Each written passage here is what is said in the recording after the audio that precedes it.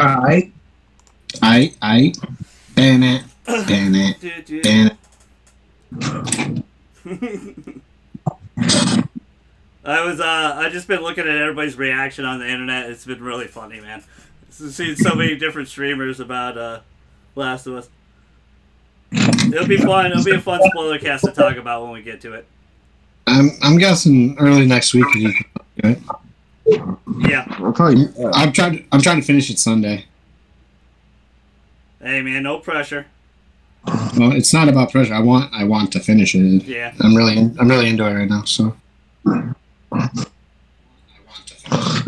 I can start. The game sold about copies. That's for damn sure. Isn't it the highest selling Sony exclusive right now? Yeah. Yeah, 4 million, bruh. Over 4 million in 3 days. Crushed Spider-Man. Spider-Man sold 3.3, I think. The highest selling game on PS4 is Grand Theft Auto, but that's not exclusive. It's everywhere, though. That game's been hoarded out. It's going to be the highest selling game on PS5. PS5, yeah. For sure. 3 generations strong, but yo, what it do? GG Nation, GG Legion, it's your fella again, Strauss, man. The long overdue. It is finally here. The Persona 5 Royal Spoiler Cast. I want to say congrats to my cousin JJ, Chad, everybody that's still playing it. Congrats to Atlas. This game has done incredibly well. Breaking news. I want to just be that guy. It's been fun saying this all year. Last of Us dropped to a 94. Last of Us Part 2 dropped to a 94. So Persona 5 Royal is still the highest game this fucking year, baby. Let's go. Let's get it. What's up? What's up, Savage? What's up, Shannon? How you doing? I also want to give a shout out to the channel. I want to give a personal shout out to Chad the Bearded Wonder himself. Our very first spoiler cast around this same time in June was Persona 5. And I started the channel around that.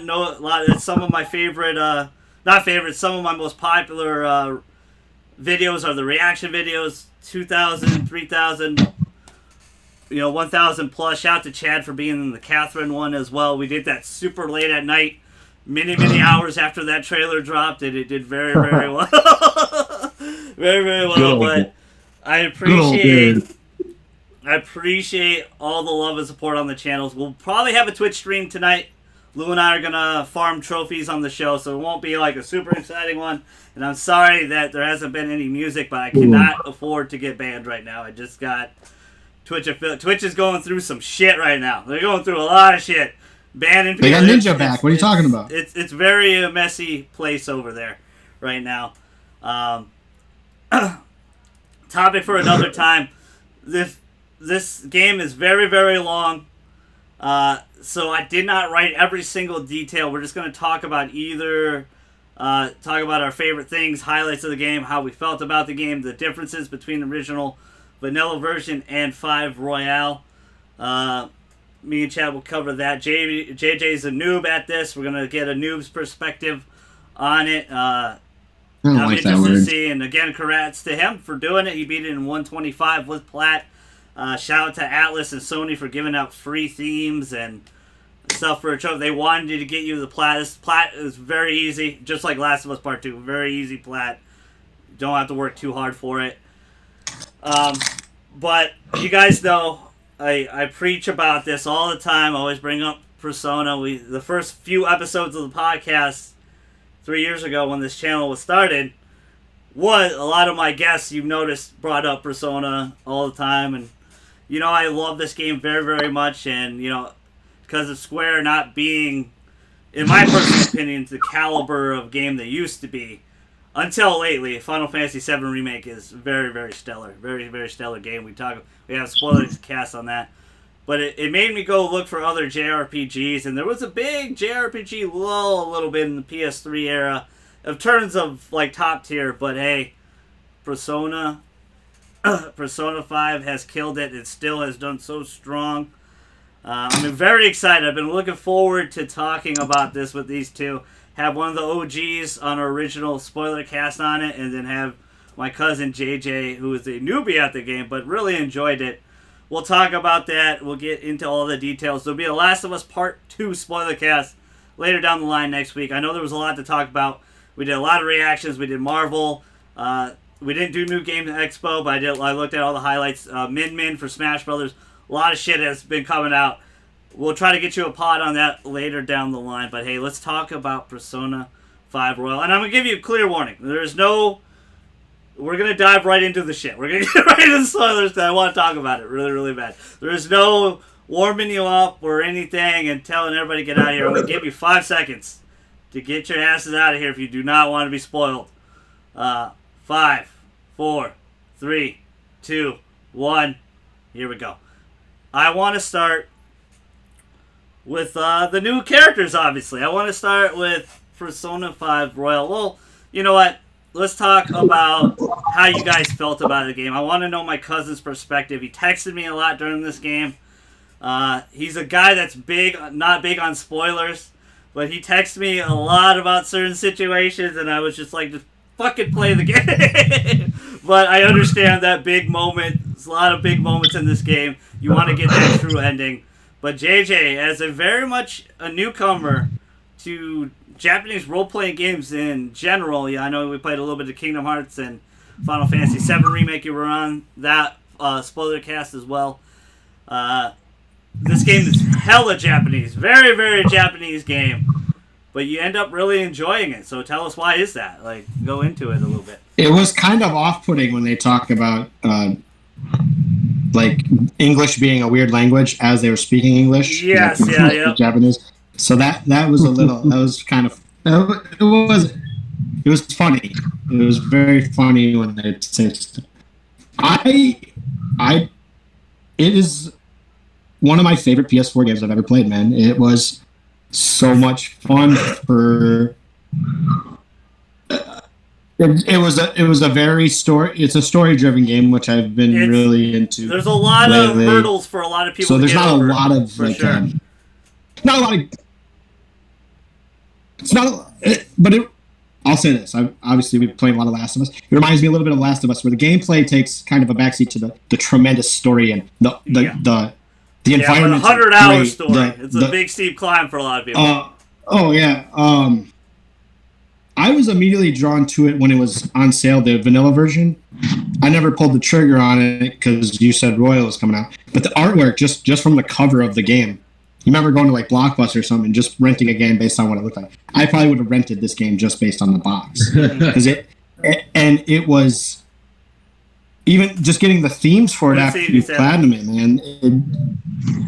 It is some of the best artwork I've ever seen in a video game. It's so pretty. Everything about it is just I want to give you a big panda punch in your face right now. Who the hell are you? Because you are not my cousin JJ. You are not my cousin JJ. I love the comic book artwork. I'm not like Levi in the fact that all the girls in video games have to have huge boobs and wear nothing. It doesn't matter to me as much. So it was kind of weird to see a Japanese game where they did kind of. It wasn't overly. The girls were ladies overly are not sexualized in this game at all. Actually. Being able to date all of them was kind of funny. I didn't do it, but I watched the scene on. Shout out to Brandy. You did that, sir. That's on you, not on us, Brandy. But I guess this game's a 10 out of 10 for me, man. This game is. I put 130 hours into Death Stranding, and I thought that game was really good. I would put another 125 hours in this game if I could. It was awesome. I never thought I'd see the day.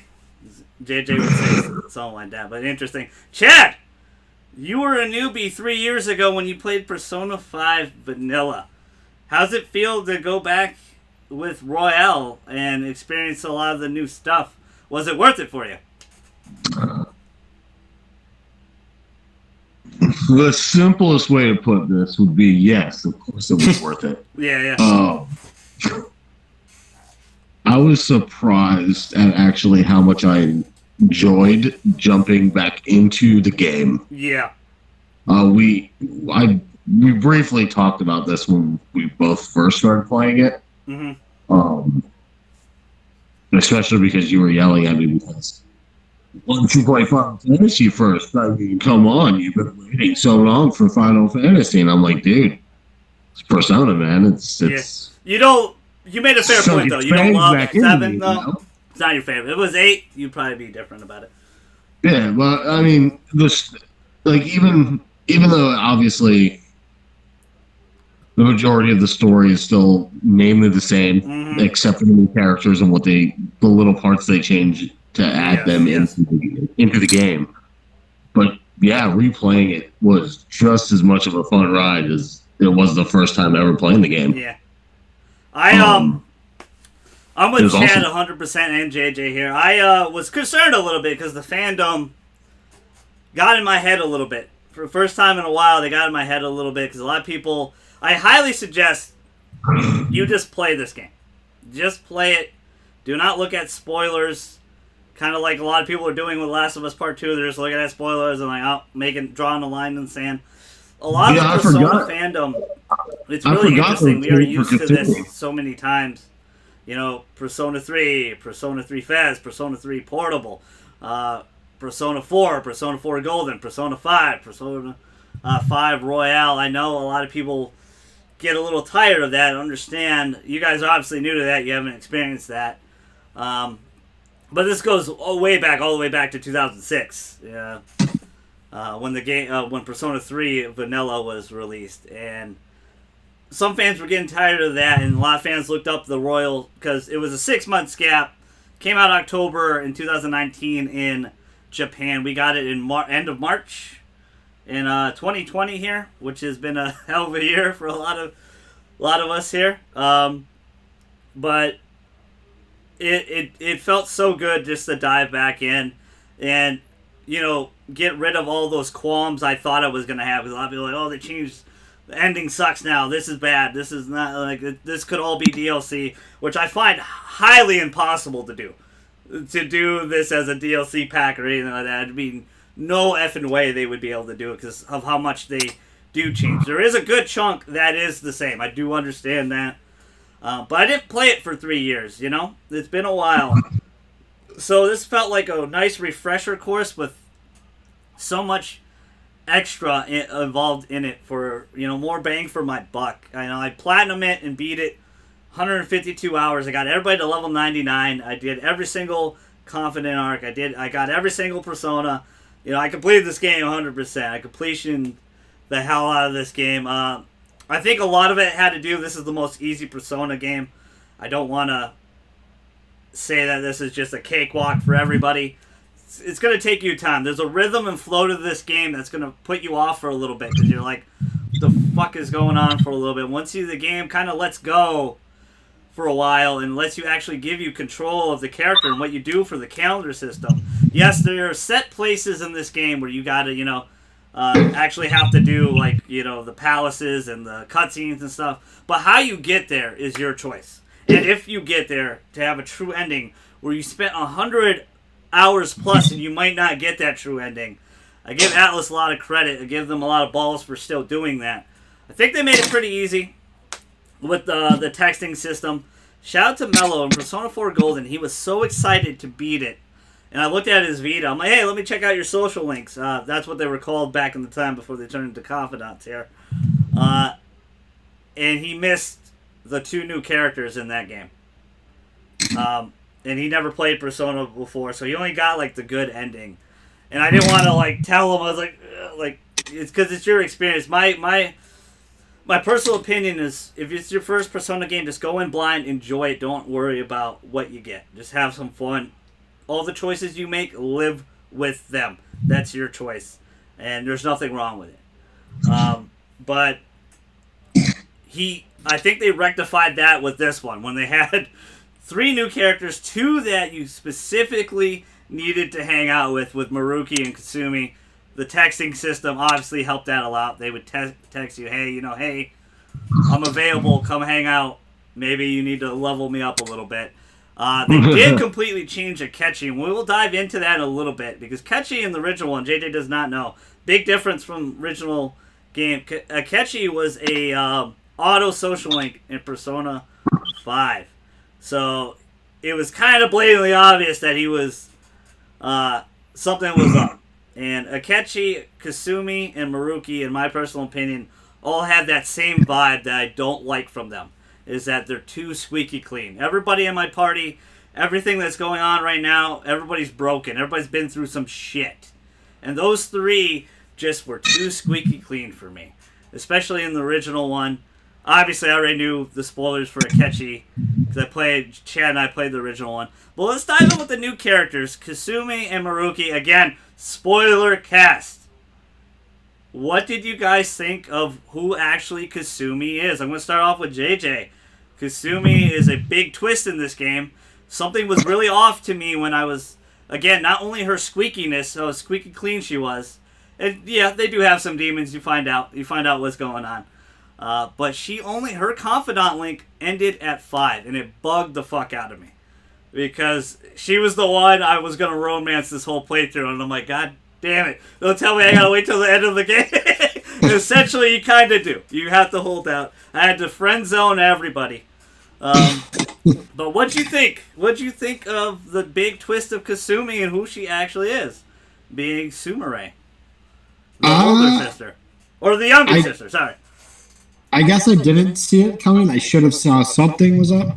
Because like you said, her confidant was like 5. Everyone else's was 10. But all the twists in this game they handled well. Hers specifically, when they show that cutscene of what happened to her sister. Well, she essentially got her sister killed, yeah. Yeah, it was pretty... Because during the whole time she's talking about how she'll never be as good as her sister and stuff. But then you find out Kasumi was better than her and everything, so... I'll say this. Persona did a good job of throwing everything out there for you to figure it out. It was your job to figure it out. Yes. Even with, like you said, the confidants, where they'll be like, they're not available after this date and stuff. So her twist was really good. It wasn't my favorite one of it, but I liked her. I was with you too. I was gonna end up dating 2 girls because I already picked on, but walking in my footsteps, baby. Dun, dun, dun. Yeah, but I didn't end up doing that. So yeah, she was my favorite girl character for a while. Well, I thought she looked the cutest, I guess. Yeah. But what did you think of her arc overall, though? Did you really enjoy what you saw? Was it good enough for a new character to be a phantom thief with us? Yeah, I mean, this is the first time this has ever happened that we actually got a new character to play as.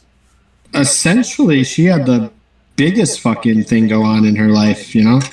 So she was obvious. She was the most broken of them all. So she deserved to be there. And she kept like shooing you off too. Like I'm good. I don't want to join you. All right. Well, how about you, Chad? What'd you think of Sumire? 10 out of 10. The twist was pretty shocking in my opinion. Yeah, it was. It was a big one. Kind of blindsided me. I really wasn't expecting that. Honestly, in a game full of really hard-hitting emotional stories, a lot, especially on a per character basis, like hers ranks up there, especially like between Futaba's and Anne's and shoot, I never can remember her name. Makoto? No, who's the girl? Who's Anne's friend? Oh, Shiho. Shiho, yeah. Yeah, Shiho.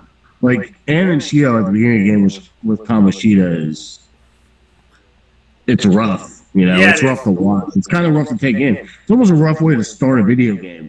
It was my favorite. It was my favorite palace. Yeah. Who's your favorite palace, like, overall? Yeah, that story arc. That was my favorite story arc of the game. And it's a great beginning to the game. It hits you right away, yeah. It's kind of like it sets the bar for stakes, you know? Yeah. I think I mentioned it to you before too, Chad. This game does a great job of making you hate people. It makes villains villainous, yes. Which is and even the ones that like come across as a little not as bad, I guess, like Madarame. Like you still end up hating Madarame by the time. Oh yeah, 100%. Palace is done, you know. They do a good job. They're doing a better job than WWE ever did at making faces and heels. I absolutely hated Kamoshida. I just couldn't. I wanted to punch. Hey, I first of all, never wanted to slit someone's throat so bad. First of all, no more. All right, I'm tired of this Olympic hero being besmirched on this podcast. He's a hero, and he's allowed to do whatever he wants. Okay? No. And so we all know who Levi would be if he ever was like a 100% teacher at school. 100%. He would fit in perfect over in Japan. Because apparently... No, Kamoshida, you guys are right. They do Children such a great job with Kamoshida not liking him. Levi. What happened? You said you're the exact opposite of Coach Bird. Yeah. Run harder! Work faster! Judo chop! Judo chop! Yeah. But they do, you guys are exactly right. They do such a great job with Kamoshida because you really do not like him. You really detest him. This first month and a half is everybody treats you like shit. Sojiro treats you like shit. Your classmates treat you like shit. Your teacher treats you like shit. Kamoshida treats you like shit. Everybody treats you like shit because you have a criminal record. It's a really interesting take on the story. And you just pushed a guy down. That's fucking crazy. I mean, a powerful guy, obviously, but that was also fucking crazy to me. Is like, they did all this just because I protected someone? Yes. Obviously not realizing. I knew he had to be something in the story. Yeah. I won't move further than that right now, but I knew it, but I didn't realize what it was. Yeah, it all connects. There's not very many plot holes in this game. There's a lot. Everything pretty much connects. They explain everything. They explain why Kamoshida is a big dickhead because he felt like power. He felt untouchable. The principal had his back. It didn't matter. The parents were afraid of him. Everybody was afraid of him. And you only had the power to change his heart. You had to break the shackles of society that bind you and steal his heart. Pun intended, this game stole everybody's heart. Which is good to see. It's good to see a lot of people that are not into this whole podcast in general. This whole channel is to get you outside your comfort zone a little bit. Experience something new. Shout out to Savage. But, there's other games besides Grand Theft Auto. There's a big world of video games out there. There's some great He's been ones. playing Call of Duty. What are you talking about? He is. Very much true. And I golf clap for Savage. Golf clap for Savage. He's only playing the two most popular games ever made. Yeah, I know. But this game really speaks to people, and I'm glad to hear. I've been preaching for Persona for a good chunk of my life, and I tell a lot of my friends and everybody. Everybody's like, like I'll eventually jump in, and then when they do, and they call me back like a year or two later, like, holy shit, and I'm like, yeah, dude, I know, yeah. It's an exciting thing, and it's not my secret anymore. Everybody knows it now. Everybody knows this game's really good. Joker's been everywhere. He's been in Smash Brothers. Scramble's coming out. There's most likely a Persona 5 arena happening. Don't jinx us, Levi. It's really, really fascinating, the story of this game and how it intertwines with Shido and everything like that. But yes, Kamoshida, the opening of this game, the opening 6 hours of that palace and everything was really well done. You really fall in love with all 4 main characters. They all have their own plights. The greatest part about this game is whether you choose to explore their plights further. You choose to hang out with them, have a good job. JJ did an incredible job. My first ever playthrough of Persona 4, I only had 5 social ranks maxed out, and 3 of them were auto. JJ literally only missed a couple confidant links. He probably maxed out a good 80% of the confidants. That's pretty damn amazing for your first run. Well, I made up my mind that I was going to... People in my team, I was going to hang out with them. I was going to max them out. Because they give you bonuses to... Well, huge everyone bonuses, gives bonuses. Yes, yeah. But I made up a point to max those people out first. Or try to, at least. And then if there's nothing else to do at night, I would hang out with whoever texted me or whatever. I made a point of, Ryuji and An, I was going to max out. Morgana was obviously auto. But, Makoto, because once you get to 8 or 7, I think they do like a 7. In between 7 and 8, they give you like a mementos thing to go change someone's. So those are fun to do too. It's kind of why are all your side characters motivated, Yes, I think they did a really good job with everybody's confidant link. The depth. The tarot cards are big in this game. This game, you are rewarded graciously if you go through confidants. You get ultimate personas. They help you out in certain events. The great thing about this game compared to 3 and 4 is every confidant really helps you out. Hifumi makes you better at battling, makes you a better tactician at battling. EY gives you better guns, gives you discounts on his shop. The funniest one, probably one of the best ones ever that JJ didn't do is Kawakami. When you max her out, she's able to give you a massage after you go to Mementos or the Palace, and you can have a free day. Where do you go to get her? JJ, I am baffled. Yeah. I talked to Levi for a long time about That's this. Chad's lady, by the way, JJ. Did he miss Kawakami? Yes. I never even started her confident line. Yeah, you missed it completely, I never got a text from her, ever. Nothing. I never Morgana gives you a little hint, and you might have not been paying attention to that day. He's like, hey, she's in trouble, go talk to her, because the English teacher is kind of on her ass. That's kind of how you start her confidant link. Because the only big reveal is that she's a maid. But yeah. That's the only really interaction I had with her, because it was funny. Because obviously I named my character Justin. Yes. And then she came into the room as Becky, and that's my wife's name. That's his wife's name. So it made me laugh. Yeah, honestly, and her story, like her backstory and how her little arc plays out, is kind of tragic in its own sense. It's actually one of the best, actually, out of the confidant links in my I'm pissed. Opinion. I'm pissed at myself for missing. I don't even know how. I understand Chiaya. Chiaya is actually one of the best ones too, the fortune teller. But she's really hard to activate. You have to give her 100K. You have to hang out with her 3+ days. You do get the 100K back eventually, but it's very time consuming just to activate it. But my first playthrough of Persona 5 Vanilla, I completely missed her. This game gives you money like crazy, and she ended up being one of the best confidant links ever. They did change Mishima and the politician. I'm escaping my name. They're all auto. Those two were auto. Mishima, if you completely max out the moon, you get 100% experience for your whole party. So they level up. I did his in the third. I think lets you negotiate with more demons. Go ahead. Sorry, JJ. Yeah. Well, I want Chad to go. Tell me more about Kawakami. So her little story arc goes pretty much that she was a teacher somewhere, and she had a student that she wanted to succeed. He was like living a troubled life, and the student ended working up. 2 Did jobs, he die? stuff like that. Yeah, he died, right? Yeah, he got hit by a car. Oh, he did get hit by. I couldn't remember if they like getting hit by a car as a way of people dying, huh? Well, it was a tragedy, and she was forced. His parents were kind of pieces of shit, and put the death and the guilt on Kawakami, and made her to pay it off completely, 100% on her own. So she had to take up the maid job while doing the school thing, and it put a lot of pressure on her, and you try to help her out as best you can through it. Go ahead, Chad. Yeah, this whole time she's been paying off his parents to technically keep the news clean about her, technically giving special aid to this student, and then becoming a maid. They were trying to make it a sexual thing. Gotcha. Yeah, dude, that's because I liked her as a character.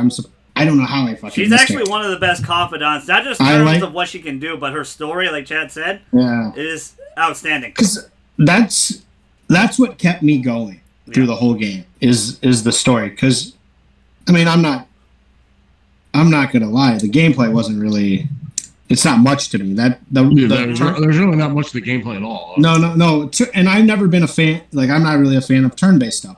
But to do that, to get to the next story beat, and like you said, all the confidant story beats, I was 100% in it. Because like you said, right away with the Kamoshida Pass, it grabs you. Girls jumping off the roof, dudes beating people, and everything. So it grabs you right away.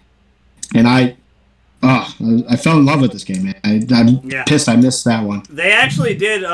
That's a valid point, because they actually took. You actually don't really. If you're over leveled in Mementos, you could just run shadows over. Yeah, and you don't really have to fight. I leveled up 99 pretty quick, and I was like, "Fuck," because the battling is I still really love turn-based JRPGs. A lot of them are going action, which is fine. Final Fantasy is going very photorealistic, and Final Fantasy has the money and the power that Persona will never have in terms of graphic capabilities and stuff like that. I like the style of this game better than Final Fantasy VII. I like that comic book. But I'm just talking technicality, like the visually, the power, the beautiful. And I love 7. I'll say this about the battling.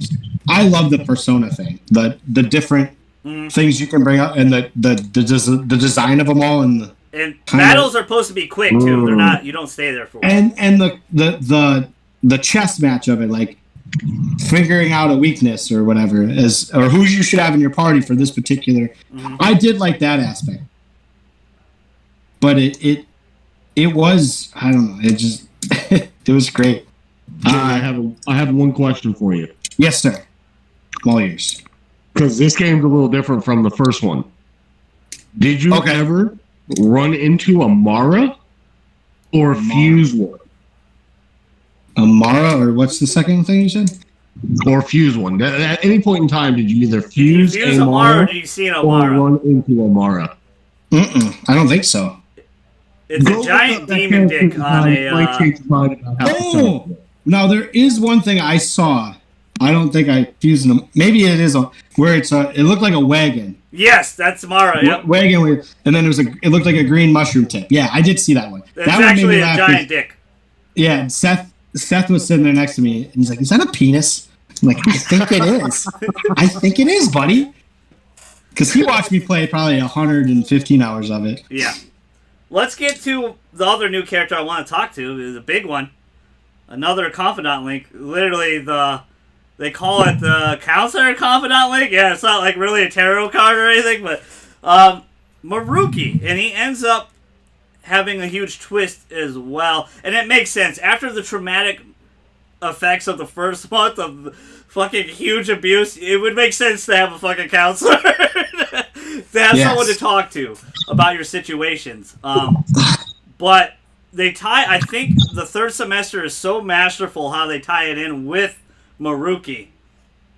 What did you guys think of Squeaky Clean Maruki? I'm going to start with Chad. What did you think of the overall Maruki and him being technically the final boss? As a villain, I give him like a 6 out of 10. Yeah. Because you don't really you're never really given a reason to hate the guy. Exactly. Yes. Yep. And at the same time, he really isn't trying to do something bad. No.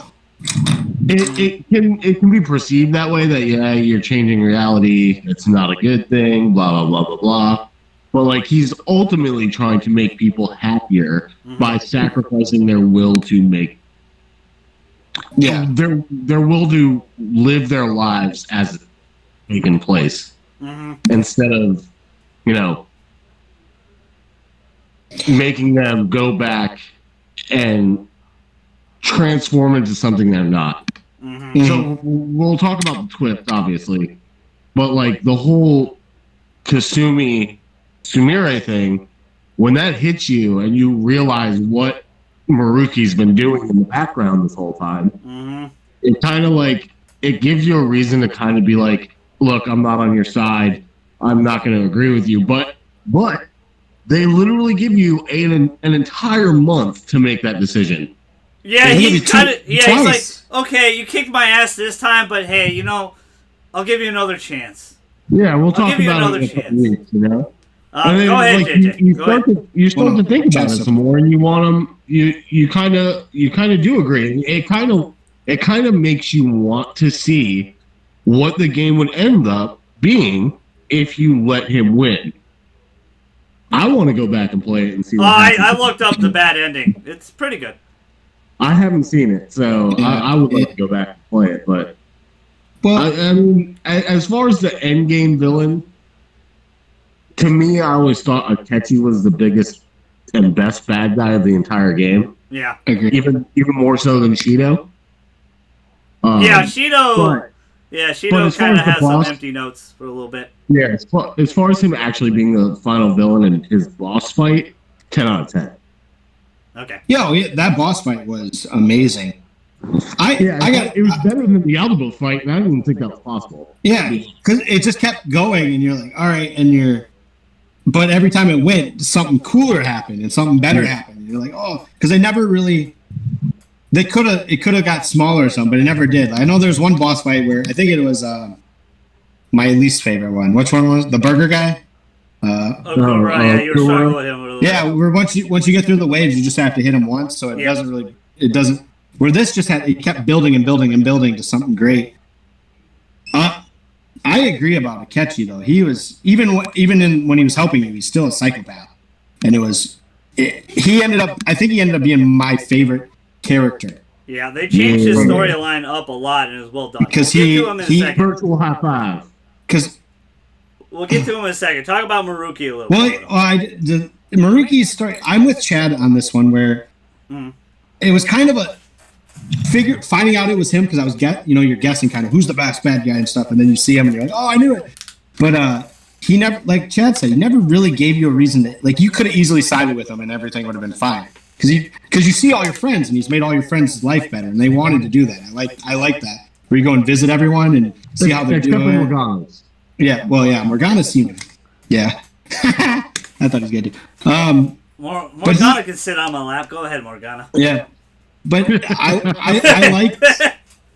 liked. I guess my favorite thing about was that month build up where you do have to talk to every single one of your confidants or everyone in your party and see how their life was made better.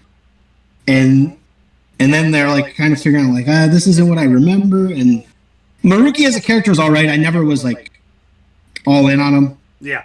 Like I only, you only got to visit him for so long, and he never was villain. Everyone else was villainous. Where you could have easily sided with him, and I don't think it was terrible. I guess the thing that makes you now is you just don't want to conform, right? You don't want to give. No one person should be God, I guess is what it comes down to. Yes. And you don't want to give him control of everyone, even if he's just trying to make everyone happy. There's still a little evil in that, I guess, but I always felt like he was coming from a good place. Yeah. He never seemed to come from like a controlling, where he wanted to control everyone. Well, he always seemed to have a good heart. He lost everything. Like, to make his girlfriend live again, when he attained his power, she completely forgot about him. And that broke his heart. That hurt him in his research. And they tie his research in with Shido, and Shido fucked him over and all that.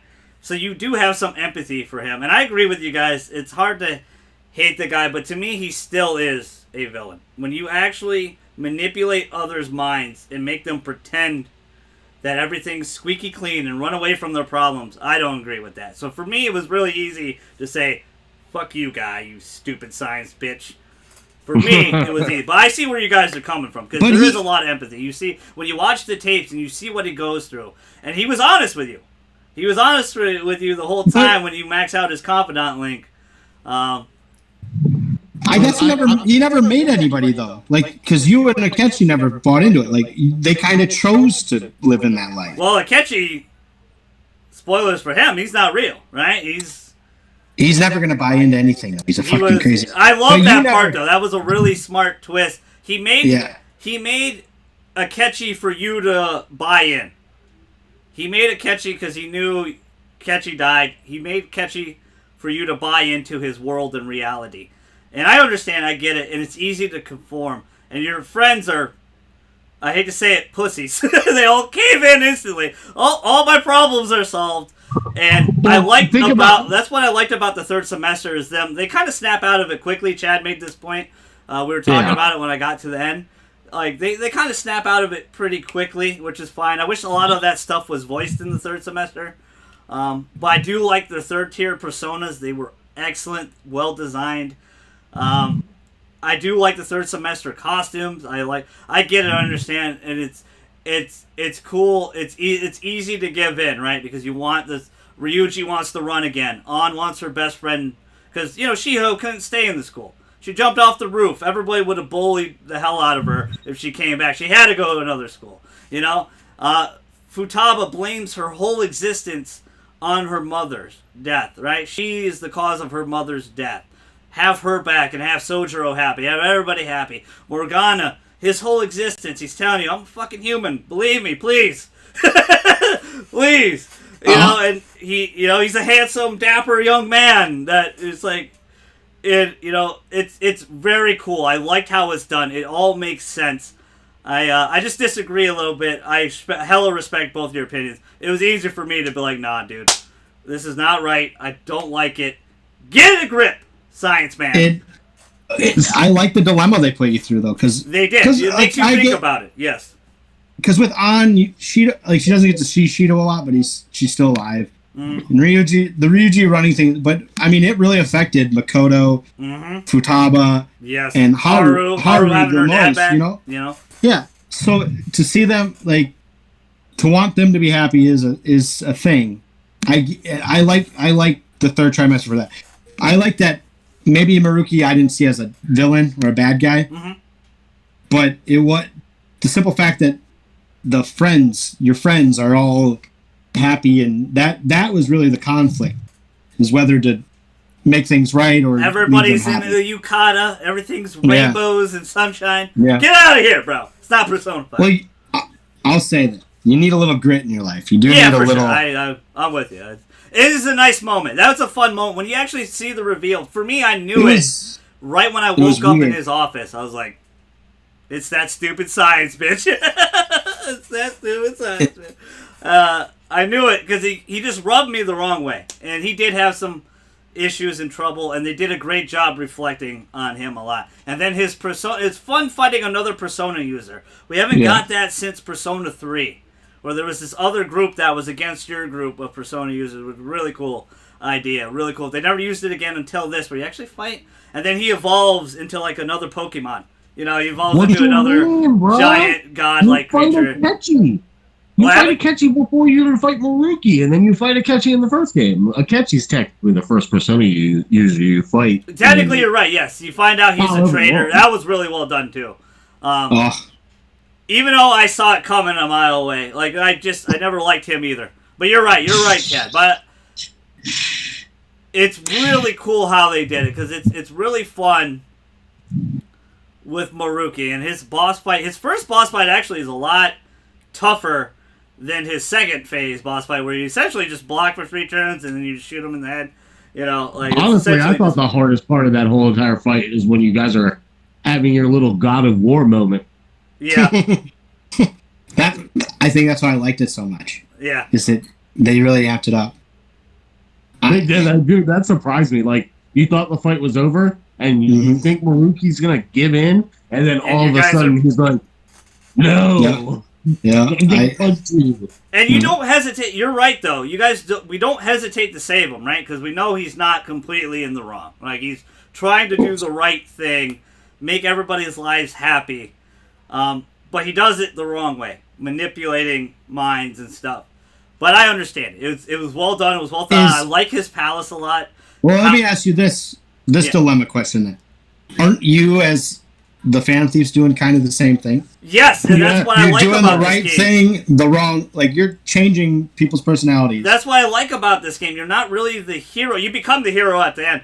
But for the most part, you're a social outcast. You're a reject. You don't belong in society. And you rise up, and you're in this moral gray area. And then you find out it's a whole fucking trap. We got you, bitch. Yeah. We set you up, bitches. They set you up the whole time. It's a whole setup. They were playing you like a fiddle the whole time because they wanted to get rid of Kaneshiro and all these guys. You know, Kamoshida, Madarame. They wanted to get rid of all these guys. No, they didn't. They didn't set you up till later though. It wasn't. Yeah, Kamoshida was one of those. Kamoshida was one of those things where it was an introduction to the story and all the crap that you're going to That's when they first start investigating you with Madarame. That's when they first start. When you first meet Akechi, that's when you're kind of... Yep, that's where you find out he's the end and everything like that, you know. Let's talk about the final new character. The most probably interesting, because he doesn't have a confidant link or anything. It's this little fella in Mementos called Jose. And, he has some amazing powers. I want to ask you this. You guys did not fight him, right? No. No. Okay, he's a secret boss battle. when you get to the end of Mementos, and I think you collect all the stamps. I think if you get every single stamp, he turns into a boss battle. It's a really fun boss battle. I was level 99, so I whooped his ass. It wasn't really hard for me, unfortunately. I beat him up, and it's interesting who he is. I'm so interested to see what he is, and he might be linked to one of... he might be linked to Persona 1. Because he talks about someone teaching him how to understand people. And it might be Philemon, which you guys don't know. That's all the way back 20 plus years ago. Persona. I haven't even really played that game. I started with 3. And it was... 3 changed it all. What happened, JJ? Oh, nothing. I was just going to shut the door. Oh, okay. But Jose was very interesting how he could change Mementos and what he is. He tells you a little bit more when you beat him up. But what you guys think of Jose? Go ahead, Chad. Or JJ, go ahead. He was, I don't know, he's just a weird little kid to me. I didn't know he was a boss battler. He made it easier for me to get, like, stuff to craft and everything when you change your mementos. But I guess I didn't really think about him. I didn't realize he was a new character to the game or anything. So yes, yeah. He was funny though, and you could, like, when you get the first thing I did, money. Well, I did the easiest one first, and then I reset it. Yeah, and then I reset it and did XP because money wasn't hard to get, man. I think I finished. They give you. I think I finished with like 20 million or something like that. But he was useful. Like if you got all the wheel seeds, he turned it into something like a ring for you or something. So he wasn't a bad character. He was a cute little kid, I guess. Were you disappointed there wasn't more to him? Were you thinking he was going to be involved in the story or something? Because at first I did too. I was like, okay, is he intertwined in this somehow? And he's not at all. No. He's mostly a gimmick for the Thieves' Den. Yes, in a lot of ways, yes. Which is kind of unfortunate because it would have been interesting if they would have incorporated story for him besides the random nonsense. It's very mystery. They give you a little bit that he might be being taught by Philemon. The reason why I bring this up is Igor has always been your guide, I think, since Persona 2. So making personas and everything like that. And I think this is why this game is so special, is because your guide or your person that oversees you, because the Velvet Room is a reflection of your heart. And in this case, a jail cell. In Persona 4, a limousine. In Persona 3, an elevator crashing down.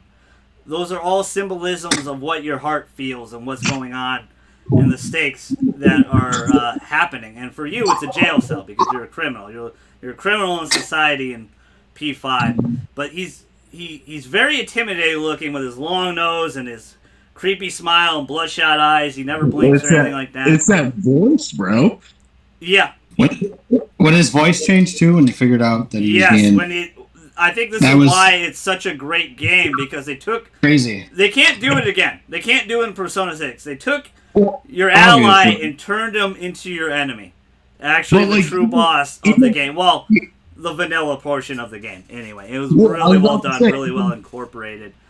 And I'm with Chad and you. It's interesting that Jose... The reason why I bring it up is because the voice actor died. In Japan, it's a big thing. When a voice actor voicing a role for a long time dies, they respect that character and they usually get mute. If you notice, he doesn't say anything in the third semester at all.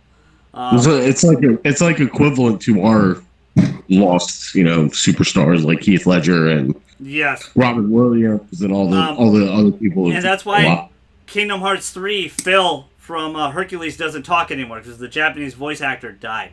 So they respect him. So a lot of people think Jose and Philemon are coming back in Persona 6. That's why I talk about. But let's talk about that twist before we get to Akechi, because they completely reworked Akechi. Let's talk about that your guide, Igor, and I think this is why this game is so good, is that he is essentially the villain. He's trying to use you to cause corruption, and I forgot what they call it exactly. I don't exactly remember the terminology he said. I think it was ruin, right? Ruin. He wants you to cause ruin in the world or whatever.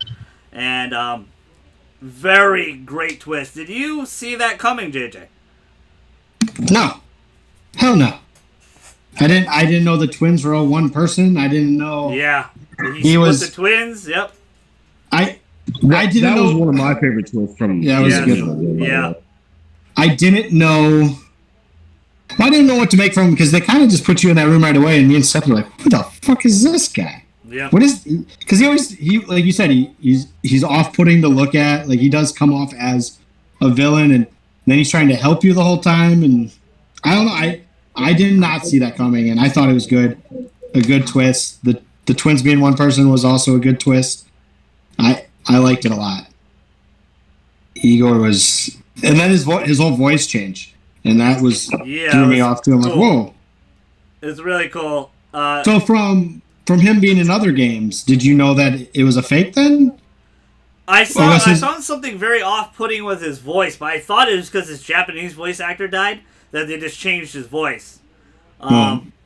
Because the game had to continue. They couldn't just make him mute the whole game. But it was such an interesting twist. And again, they can't do it again. They can't do it in 6 again. He can't be another... A deity can't possess him again. And this is where it becomes a JRPG. Every Japanese role-playing game is about the journey of youth, and they fight a giant god monster at the end, usually. And Persona 5 do adults always suck? Doesn't really start like that. You're a social outcast. You don't fit. You don't belong. You're in this moral gray area. You question if you're doing right. It's easy with Kaneshiro,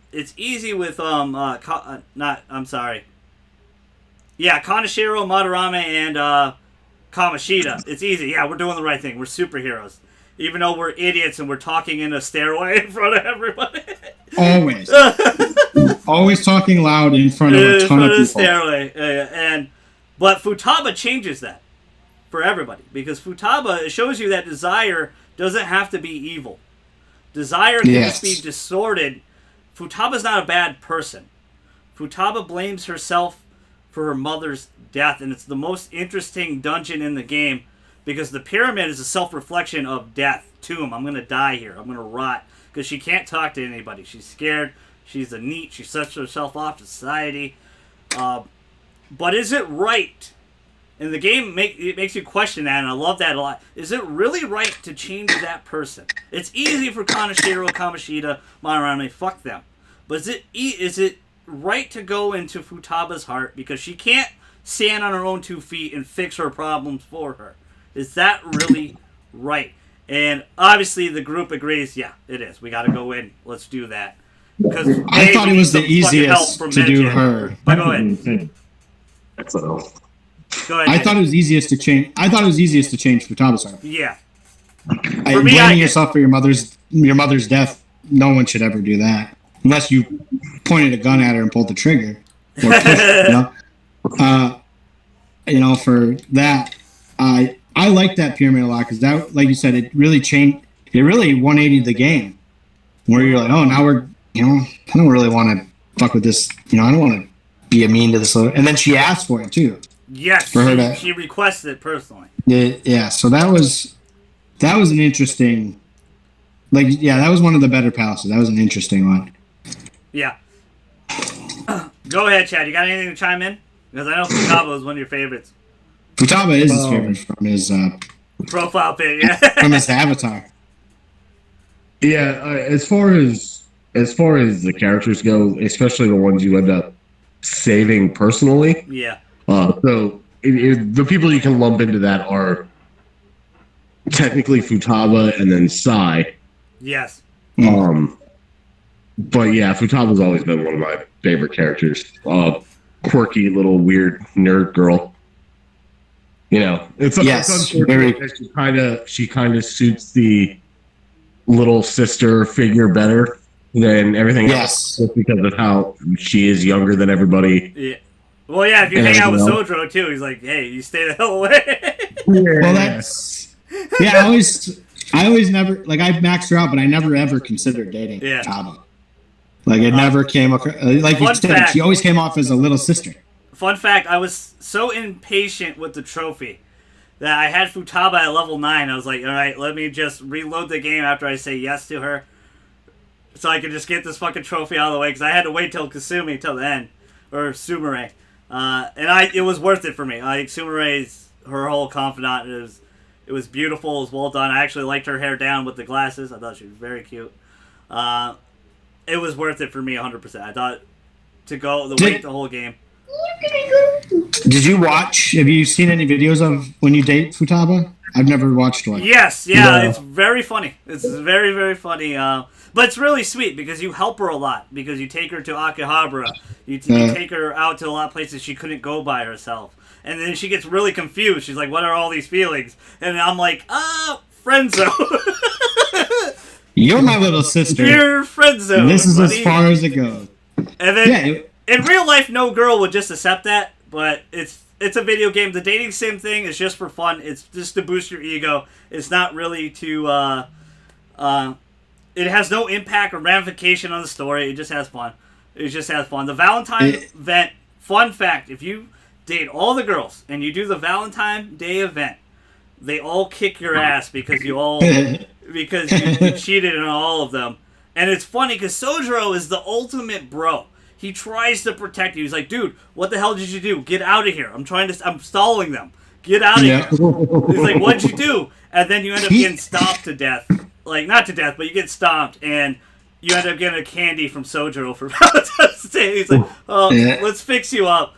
Because he ends up becoming the game does such a great job, because you don't like him at first. I'm like, dude, you could, like, just say hello to me. You don't have to be an ass clown about it, you know? And you end up if you do his confidant, I really enjoy Sojiro. He ends up being a really great father figure for you. And he even tears up when he says goodbye to you. Yeah. You know.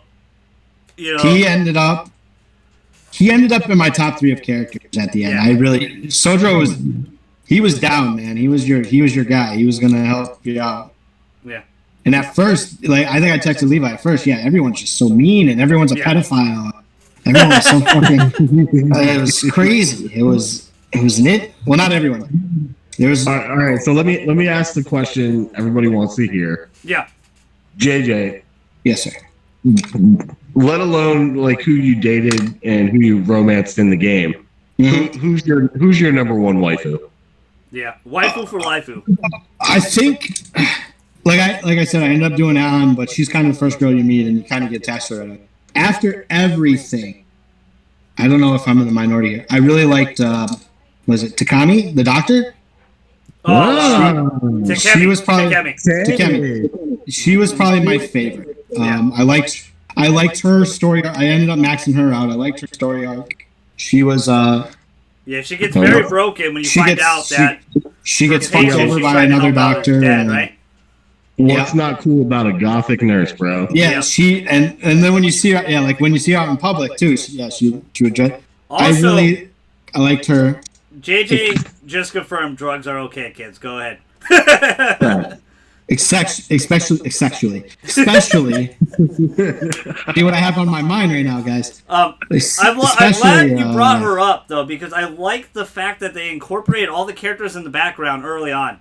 Takemi, as soon as you walk in to go find Sojiro's house or the cafe, you see her in the background. She's walking with you.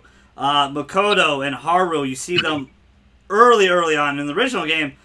How Persona works is you don't meet or see these people until it's time to meet and see these people. I like that fact that you could talk to these people. I'm like, oh shit, Haru's here. Oh, Makoto's here. Like, all these people are here that I played the game before. I know they're going to join my party. But I wonder what JJ and everybody else kind of thinks. It was... go ahead. Yeah, it was interesting. Like, you would go out with... I think I went out with An somewhere, and Takemi would walk by, or I think I was with Ryuji and the little kid, the video game arcade kid. I forgot his name. Yeah. Shinya? He would... Shinya? Yeah, I think Shinya. Yeah, Shinya. Another... I actually thought he was a girl when I first met him. Well, all little boys have that little... Yeah. Their voices are developed. Backwards cap. And to add on to Chad's thing, my number 2 would have been Hifumi. I really liked her. Hifumi. Yeah, Hifumi. Yeah. If I didn't have any choice in the Band of Thieves, it was Hifumi for me too. Like 100%. If I could go back and do it again, I would have dated one of those two. An was just... I was already at number 9 with An. Yeah. I think she was the first person I maxed out too, so I just went for it. Yeah. I also like in the game that, like you said, dating someone really has no consequences to the story. Because you'll be hanging out and they'll talk about, like, I'll be hanging out with Anna and she'll be talking about dating or something. And if it wasn't one of those specific cutscenes where you're out on a date with her, yeah, it's like you weren't even together. Yeah. Quit your lies. You know, like everybody else, you would have dated your teacher. That's Chad's favorite. Chad, did anybody take Kawakami's heart besides Futaba? Oh, Chad, you're right. Kawakami would have been, especially because she came out as Becky. That made me and Seth laugh so hard. Bro, if you go back and watch our original spoiler cast, like, I think I have watched not the non-spoiler one. I watched it. It was like a no-brainer for me the first playthrough. Yeah, you like, loved her. 100%. As soon as Kawakami came onto the scene, I was like, bro, she's older than me. She's got short brown hair. She's right up the alley, bro. That's another interesting about Japanese culture. I've talked with Levi about it. Like, age really isn't a thing over there. Holy smokes. Especially that first palace, everyone is... It was crazy to me how... And I guess that's the point of the game, is adults suck dick and children are the real heroes. Because every adult, very few adults are watching out for kids at all. They're either using their kid to get popular, they either didn't give a fuck whether they lived or dead, you're a burden on me, I'm gonna fuck you. Like, it was amazing to me. And then think about it, like, even the adults you become confidants with, why technically uses you for a little bit. All of them. Actually, you use all of them. Actually, you use everybody because you're trying to learn better thief tactics in the metaverse. But you end up forming a bond. Like, both of you guys end up forming, because Y end up being Akuza, and you help him out with his little son, and he end up being really cool. Well, that's even Takemi, where she would she's doing experimental drugs on you. You could have died very easily, and she just didn't give a fuck. Yeah. Or like, or whatever. My cat says it's okay, so I'm gonna do it. Yeah. And like, the whole Kawakami thing. Kawakami's like, technically sneaking around as a maid, and you're just keeping it quiet because you're letting her do her thing instead of letting her out. But she gives great massages. Is it in that confident line? Are you her pimp? No. No. She actually tries to the way you phrased it just now, when you said you're keeping a secret and stuff for why she's out mating. Yeah. It made it sound like you were a pimp. Well, she honestly, the only reason why that whole thing works, is because Mishima and Ryuji run away. Yes. Yeah. If Mishima and Ryuji stayed and didn't bolt, then that whole secret would have been so much harder to keep. Yeah. And it was interesting, it's the classic trope of the two guys trying to get pussy really bad, but really scared of girls. Yes, yeah. So it was funny to watch. It's also a common thing in a Persona game. They have Operation Babe Hunt moment. We gotta prove our manliness. We can effing do it, and it's usually them pussing out. Well, even in Hawaii, Ryuji and Mishima were always looking for a girl, and then just pussy out every time. Yeah. Why you're out here Mac daddying fucking 15 different girls? I really like how they integrated Kasumi Maruki throughout the whole storyline. Even though you don't get Kasumi till the end of the game, all the little pieces, like the dance sequence at the school, seeing her in Hawaii, seeing her having coffee with her and Akechi at a cafe, which really pissed me off because he's stepping on my territory, son. Well, you first meet her was the garbage pickup, right? Or maybe that's not when you first meet her, but when you do the I think you're right. I think it is the garbage pickup, yeah. Yeah, you meet her right away. When the confidant really starts as the guy. You don't meet her there, but that's when you start the confidant, is that. Yeah, there's a lot of... They do a good job of fitting everything into one story. I mean, the lines curve, but they always come back. Let's talk about Chad's favorite, Sketchy Akechi. Oh, it's so good. Such a great character. Mr. Pancake Man himself. Completely redone his story arc completely. You had to go hang out with him. You have a duel with him several times. He glove slaps you. Rude. Not how you handle it, sir. Dick. Rude. And I have this sneaky theory that Akechi is really Sebastian from The Evil Within. Some Stranger Things happening. The Upside Down.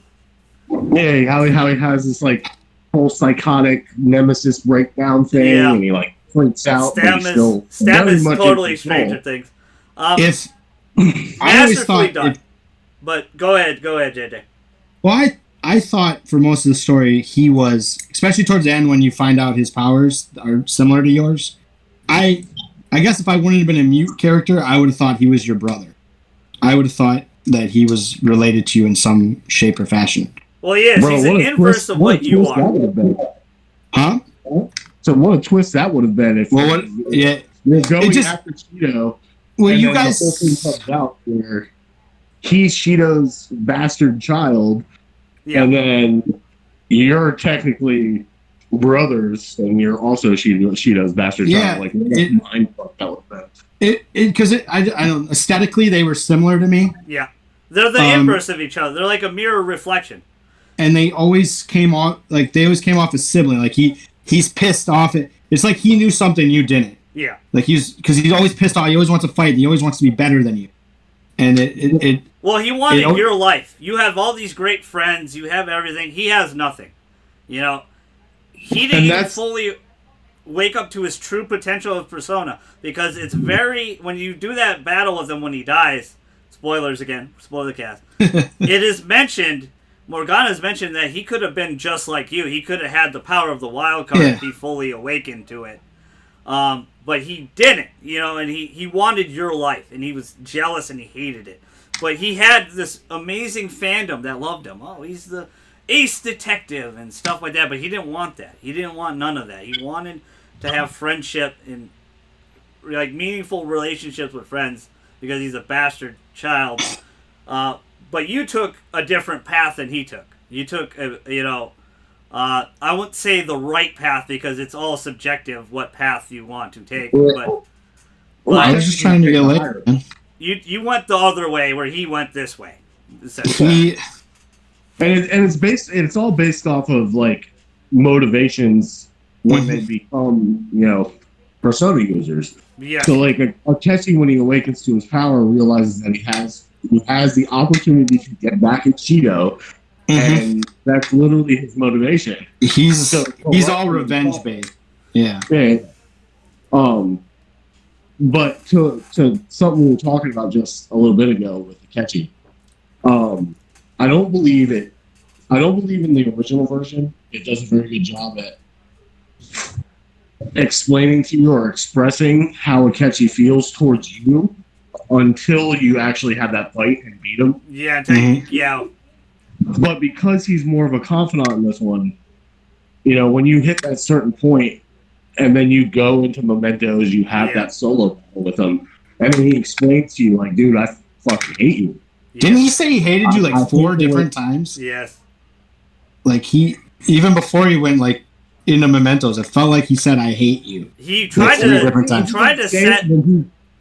make you and Kasumi go opposite paths as well, because when you were at that cafe, he's like, "Oh, you disagree with the Phantom Thieves too, Kasumi-san?" It's like, way to ruin the conversation, bro.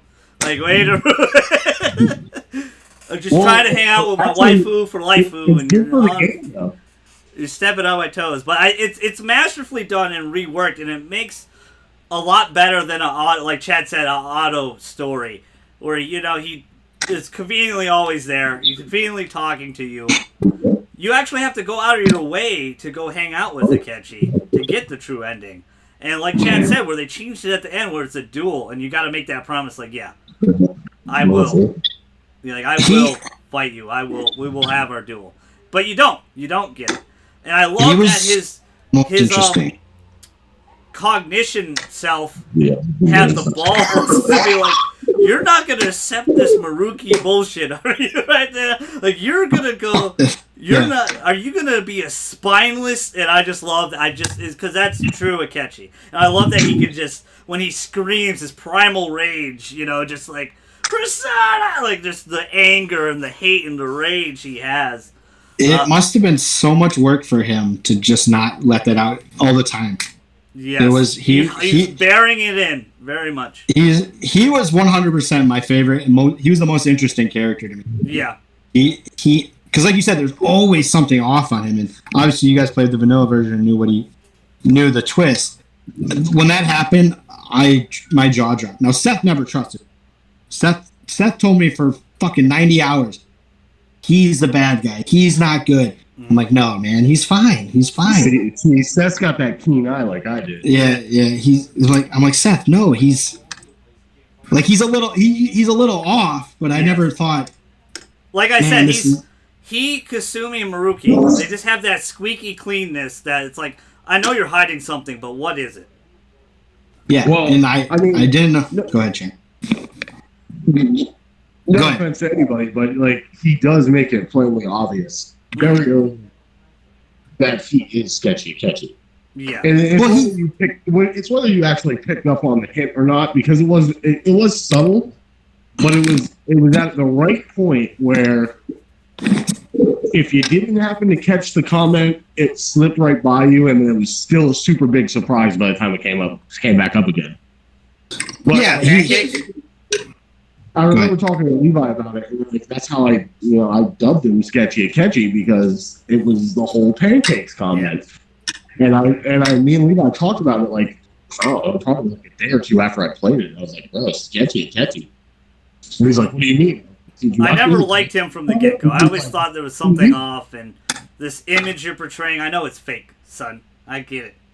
Well, I totally missed the pancakes thing. Yeah. I remember him saying it, but you're not supposed to get it right away. No, but he's right, and that's what I like about this game, and to compare it to other things like they refresh you.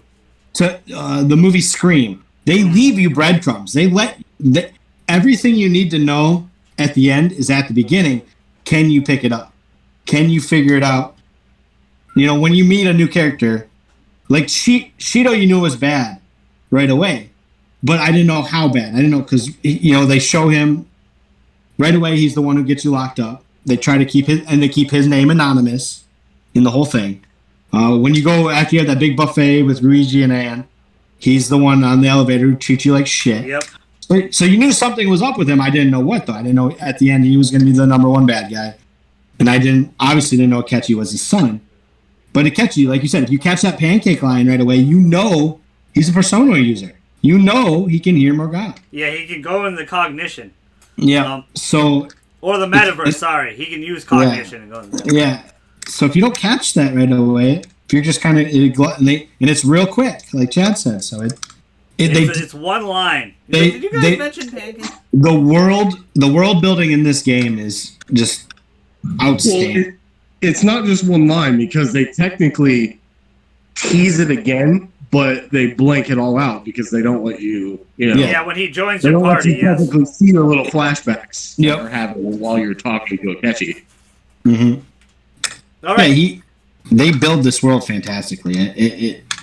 I can't stress enough go play this game. If you haven't played it yet, play it. Let's go talk let's talk about some of the new activities, abilities, and gameplay mechanics, showtimes.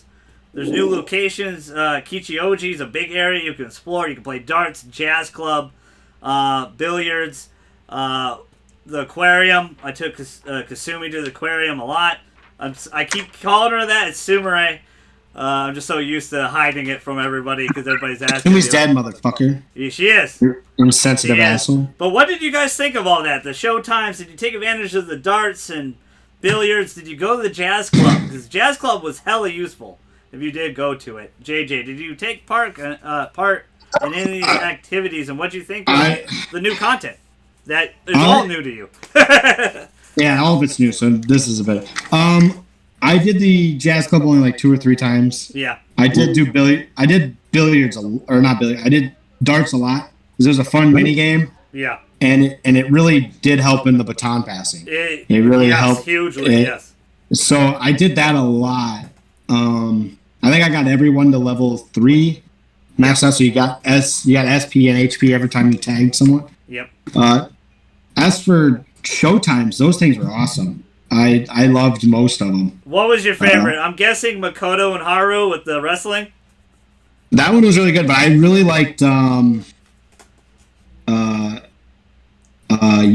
and Ryuji's, where he makes them and gets pissed off at the guy.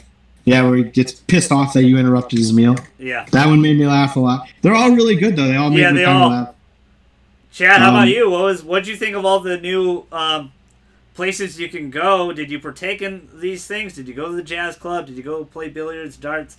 And what was your favorite showtime? I abused the jazz club, the darts, and the billiards, and the showtimes. I've used all of them.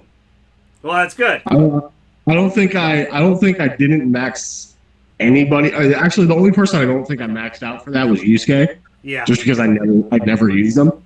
Yeah. So like even Ryuji, like I would go back and be like, oh, who haven't I maxed out yet? Oh, let's play darts with Ryuji, and it would take me like 2 turns to win darts, so it wouldn't really matter.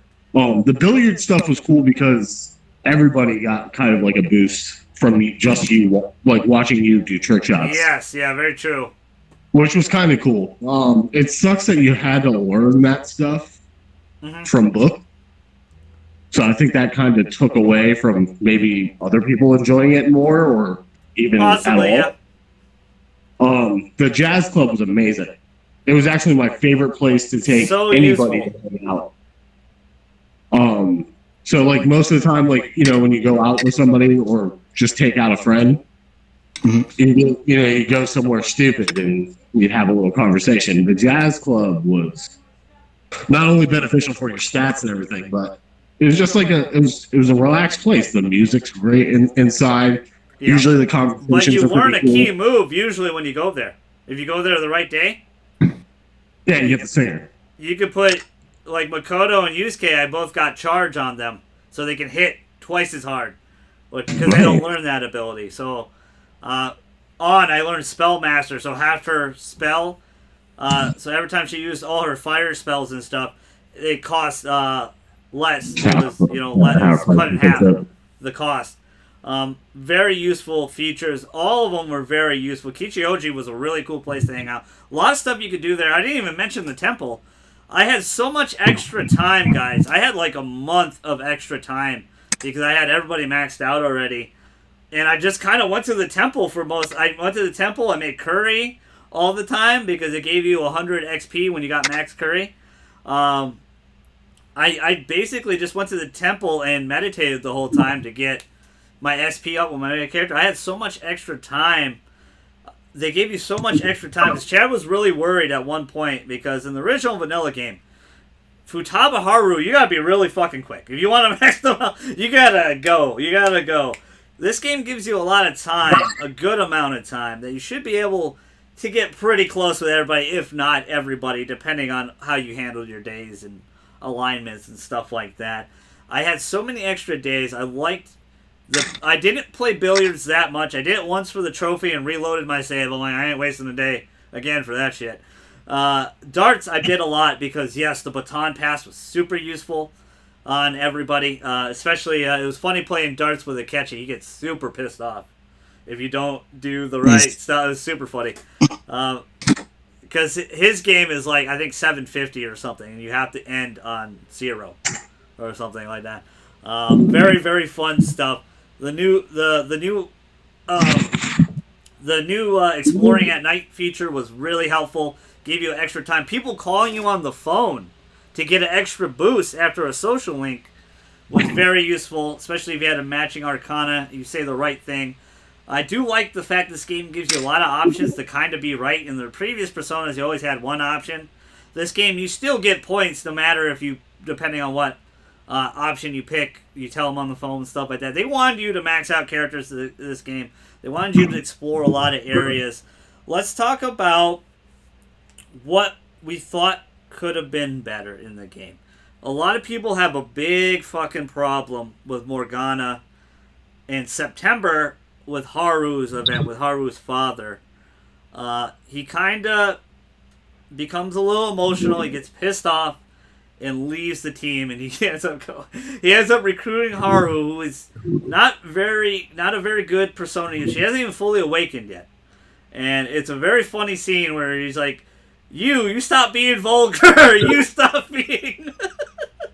You stop being so artsy or whatever. I forgot what he said about you. She said about Yusuke, but it was really funny. It was clearly Morgana reaching out because he was having a lot of issue. And if you see it Morgana's way, I can see second time playing it through. Yeah, it kind of slows down the game, the pacing of the game, a little bit going through this the second time. I see it. First time I really didn't have that much of a problem, and I still really don't. I see where Morgana's coming from.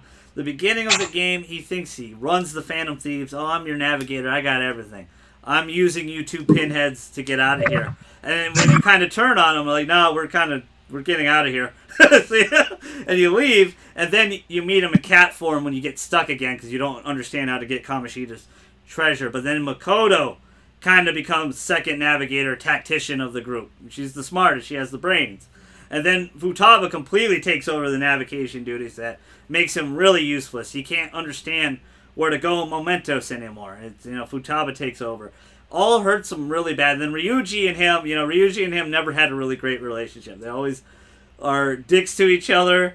And there was a breaking point. Did you guys feel like this was too slow for the game? And how'd you feel about it? Do you think Morgana was being a little bit too sensitive about the situation? I want to start with the newbie, JJ. How'd you feel about September overall?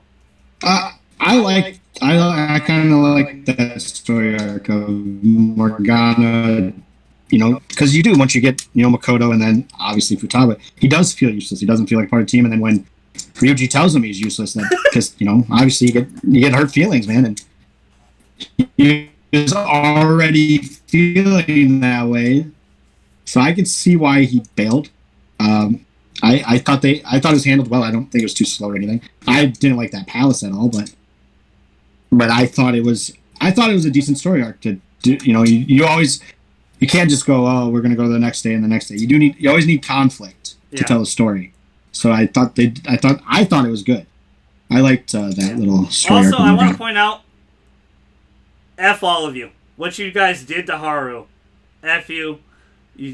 F all of you, because Haru is so sweet, so innocent. Her father's just using her as like a sex thing for this dude. She's just an object. She goes through all this bullshit. Her dad dies. She has to run the company, and you two had the gall to reject her love. Fuck both of you. I feel like you did too. And I did it twice. Yes, I'm an ass. But this third time, I'm playing Persona 5 Vanilla to get the plat right now. And I'm going to love you, Haru. I'm not going to let you down this time, girl. I'm going to love you and hold you tight. She was my least used character. I don't know why. I just didn't use Haru was the least used character? Yep. For JJ. Wow. Go ahead, Chad. Yeah. I why? I don't know. I just wasn't into it. I actually think it's needed to build character, or for character development for the whole team. Yeah. Because they kind of do get full of themselves, and Morgana. Yeah, it's a low point for the team, right? Yeah, and Morgana kind of gives them that reality check. Yeah. Because he's unhappy with the team, and then they kind of get away from what they consider their actual motives. Yes. And then that's when the inner struggle starts to, peek its ugly head up on the railing and see what's going on. Like, how can I screw over the Phantom Thieves? Yes. And fortunately enough, it is more of just like Morgana's issue rather than the team's issue. Yeah. But they kind of realize that, no, we fucked up. We're the ones treating Morgana like a piece of shit. Alright, let's talk about Haru. I want to know why a lot of people feel like Haru gets shitted on in the first game, the vanilla version, because of September. Because hers is really quick. You kind of meet her, she joins the team really quick. You see where she's kind of coming from, rich father, manipulative, stuff like that. Her fiance is a douche nozzle. You handle the biz there. But she kind of gets the raw end of the stick, and this has always kind of been the problem with Persona games. The last character doesn't get too much time to shine. They did a masterful job with Kasumi and Maruki, they get a lot of time to shine, even though they don't join the group. Pretty much. Kasumi doesn't join till obviously last month, stuff like that. And I think it's really well handled because she talks about that she wants to join you, and they're like, no, this is fan themed business. It would be wrong to incorporate you and bring you into all our burdens right now. This is our final boss fight. And I was like, damn it, I really wanted to play this Kasumi right there. But Haru, I really feel for Haru. I really enjoy Haru. She's one of the more powerful. When I beat her dad, it was Haru, Ryuji, and Morgana that were in my party at that moment doing the baton pass sweeps. Sure. But a lot of people feel like she's shitting on the story. And they didn't really extend at all. There was no extra story for her. It's just that little bit. She kind of joins her team, and that's kind of it of Haru. Did you guys feel any certain different way? Why did you not incorporate Haru, you bastard man, JJ? I use her for that palace, and that was pretty much. I don't know why. I just never. I rarely use her unless I need, because Joker with Joker I had every ability. You could do anything, yeah. Yeah. So I don't know. I really liked Makoto a lot. I liked her. Makoto's god tier in this game. She's a beast. Yeah, I like Makoto a lot. Not everybody besides Yusuke, so. Yeah. Well, that's the thing. I found Yusuke to be very powerful too. If you were just doing regular physical attacks, I used him a lot. Yeah. So, but I kind of tended to stick with Ryuji and An for whatever reason. Yeah. Well, they're your favorites. There's nothing wrong with that. I think with the longest too. So yeah, and I think locally to him, And I think with Haru too, it's just at some point, just maybe there's too many chefs in the kitchen, like having too many playable characters. And I know, but like you said, some people get two more. You get yeah, exactly. I mean, at one point, what do you have, 11 or 9 or something? Yeah, like 11. It's a lot. Yeah. Yeah, it's a lot to try to. I guess I would just forget. I'd just kind of leave my party the way it was, and then at the end, I used Sumiri and Akechi a lot. So yeah, because I loved Akechi, he was my favorite. So his showtime with Joker is like Gotham City. It's like one of the best things. Yeah. And Sumire's showtime is probably one of my favorites where you catch her. But I liked Haru's storyline though. I felt for her almost more than anything, being forced into, marrying someone to get two companies together and then having, they never really showed she had to kill her dad, or she was changing her dad's heart. Yeah. She didn't kill him. Yeah. But she had, your she was buddy, change, the one you love, Akechi killed him. Piece of crap. But having to change your father's heart, I just felt like it never really attacked it from her point of view too much. Like they kind of gloss over that. Yeah. So, but like I feel for the girl. I guess she was just forgotten when I came to battling. I don't know. Yeah. What about you, Chad? How do you feel about Haru? Do you feel like she kind of got the raw end of the stick in the game still? I feel like she gets the raw end just because she's the least relatable. Yes, because she's a rich girl. Third-year rich girl. Exactly. I mean, no offense, but how many do we know anybody? I don't know anybody that's ever. I don't think I know anybody mega rich. I don't think sold off for business purposes. Yeah. Like no, not once. So like all the other stories are kind of somewhat relatable. Grounded, yes, yeah. Yeah, like Ryuji has a grudge against his PE teacher who's overly aggressive towards his students. Well, he broke his leg. Yeah. He broke his fucking leg. He was a track star that had it all, and they broke his fucking leg. Yeah, it was pretty fucked up. An's technically the one dealing with sexual harassment. Yes, as well as her friend. And her friend tried to commit suicide, and then even like Yusuke is kind of like an adopted kid whose adopted father is a piece of crap. Yep, manipulating him to get his skills. Makoto and Sai lost their fathers. The two sisters trying to work their way through dog eat dog world. And Sai, goddamn Sai, you need to chill out. Like this game, like JJ said, did a great job because you hate Makoto. Like, dude, why, girl, why are you up in my biz? Like, mind your own business. Like, I'm doing Fan of Thieves work, but she's forced into it. And then when you see her side of the story, because there's always like two sides of every story that you never see. Luckily, we get to play the game, so we see everybody's side of the story. Where Sai is just like, you're fucking useless to me. You're a burden to me. And I'm like, damn, like that hurt. Like, that really hurt when she said that to Makoto. And then Makoto gets super crazy, gets super gangsta. Like, super, like, holy shit. She does some crazy shit, but you see her side of the story. I'm with both of you. I think Haru does get a little bit end of the stick. I did really like her, though. I felt like her story was fleshed out good enough. It's just kind of the problem with Persona games. Again, 152 hours, people. I put JJ 125, Chad 140. There's a lot. Was there anything in this game that you would change or make better that you can think of on top of your head? I know we did this pretty quick. Here, we're getting towards the end. I'm sorry for taking so much of your time. Go ahead, Chad. I want more time at the end of the game. God damn it. To level people up and stuff? No, just like for more interaction. You sound far away. Are you on speaker? Kind of. Oh, Can you hear me now? But it's just my internet's freaking out, so I might be losing. Oh, okay. You just sound far away. You don't sound close. Yeah.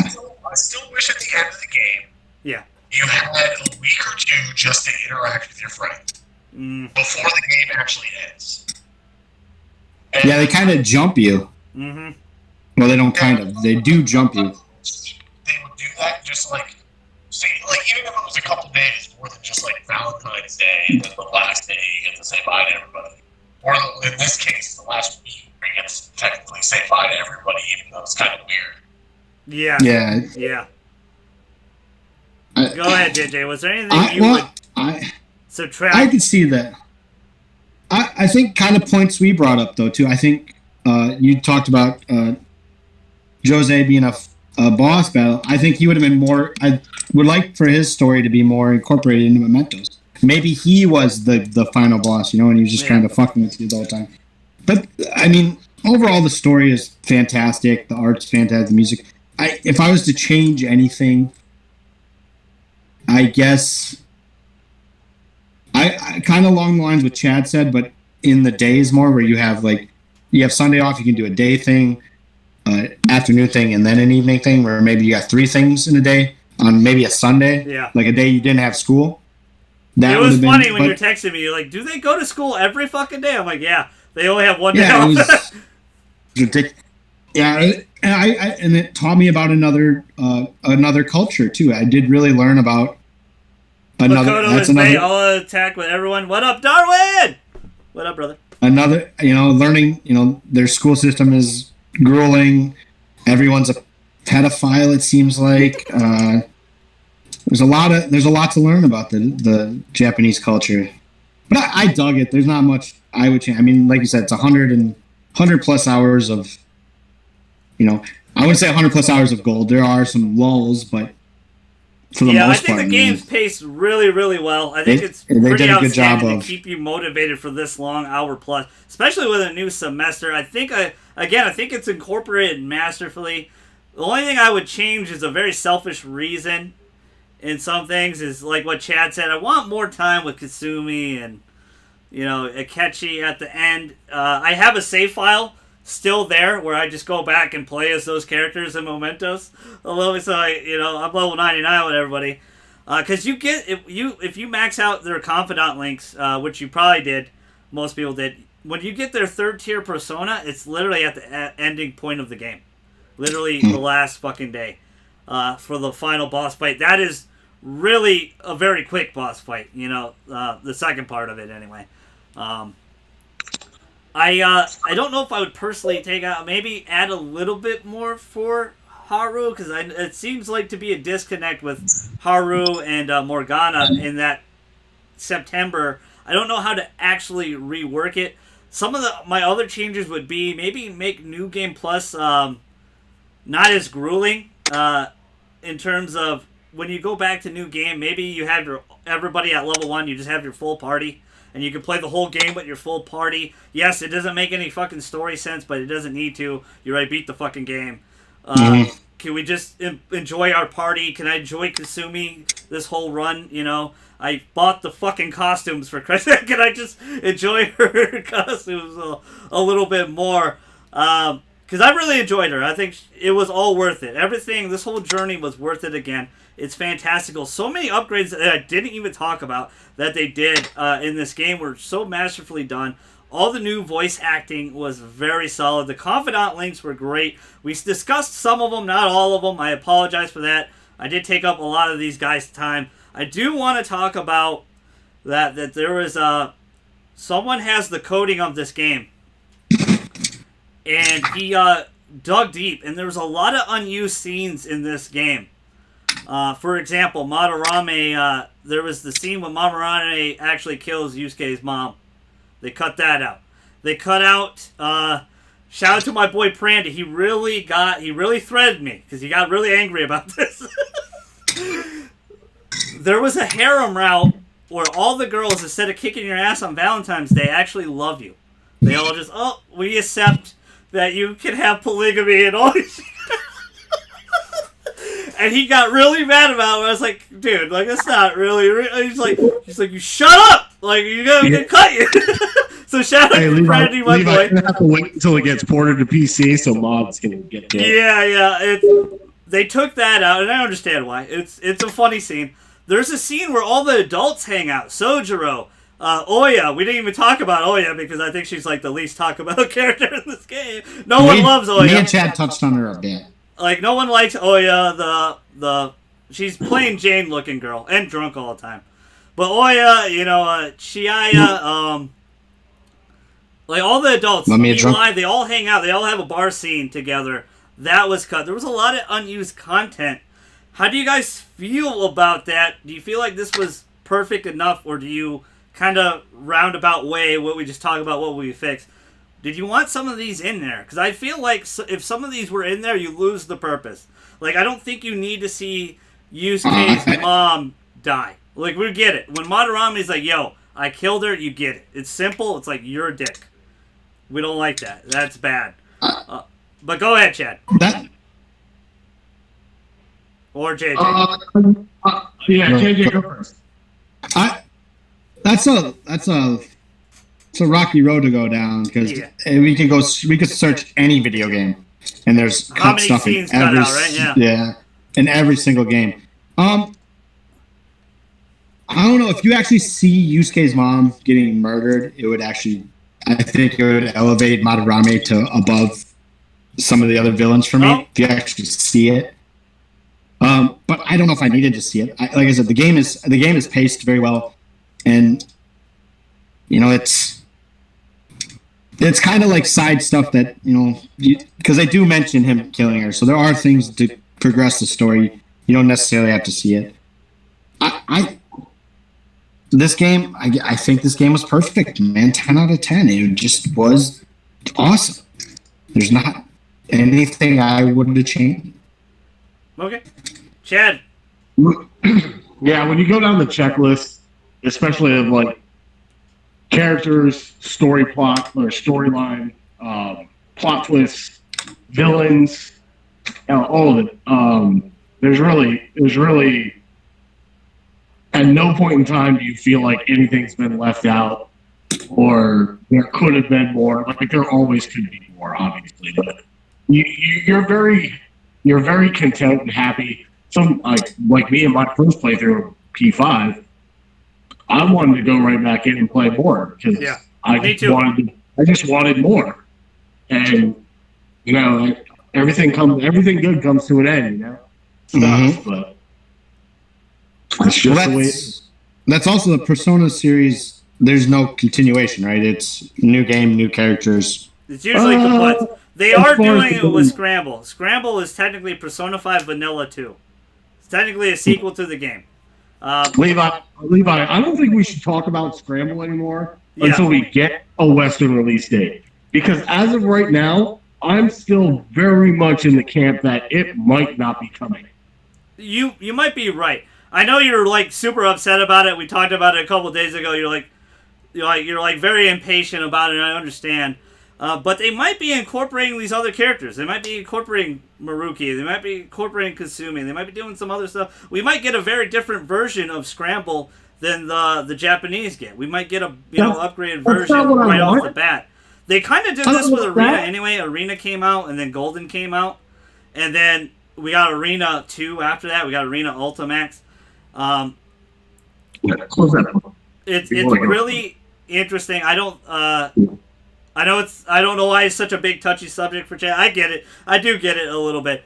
I don't think we're not getting it. I think it is. We're going to get it, but PS5 is going to be out by the time we get it. I think this is what exactly is going to happen. So we might even get a PS5 version of the game. We might not even get a PS4 version. There's no way we're getting a PS5 version.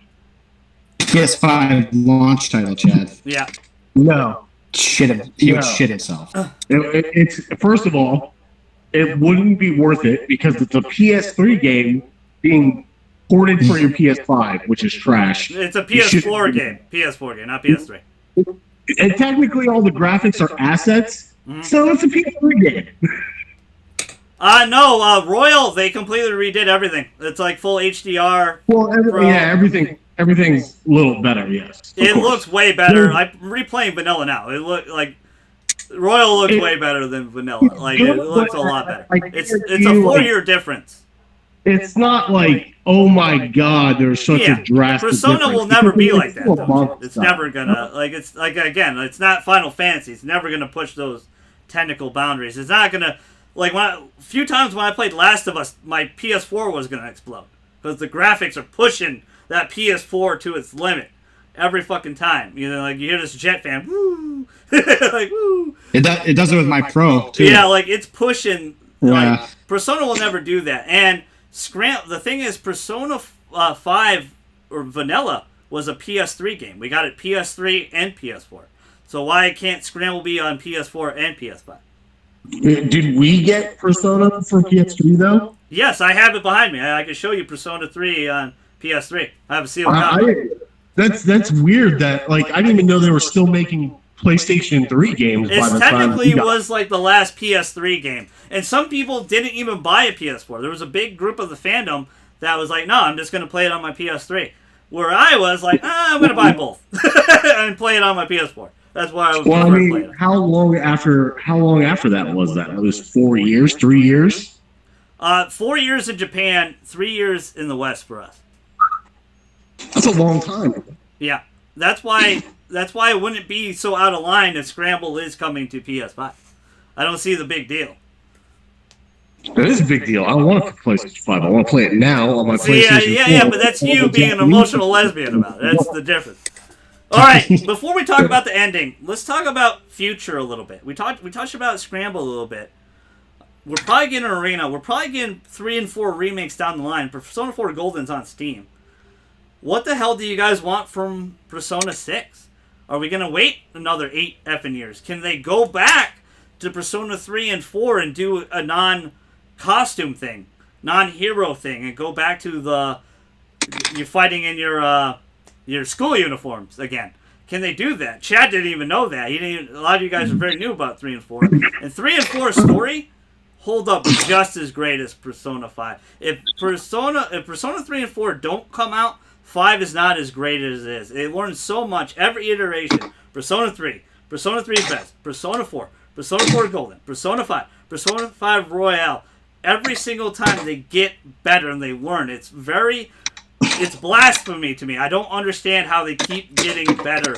Not just with their storytelling, with their characters, the confidant system. And Royal has so much more improvements than I thought it did.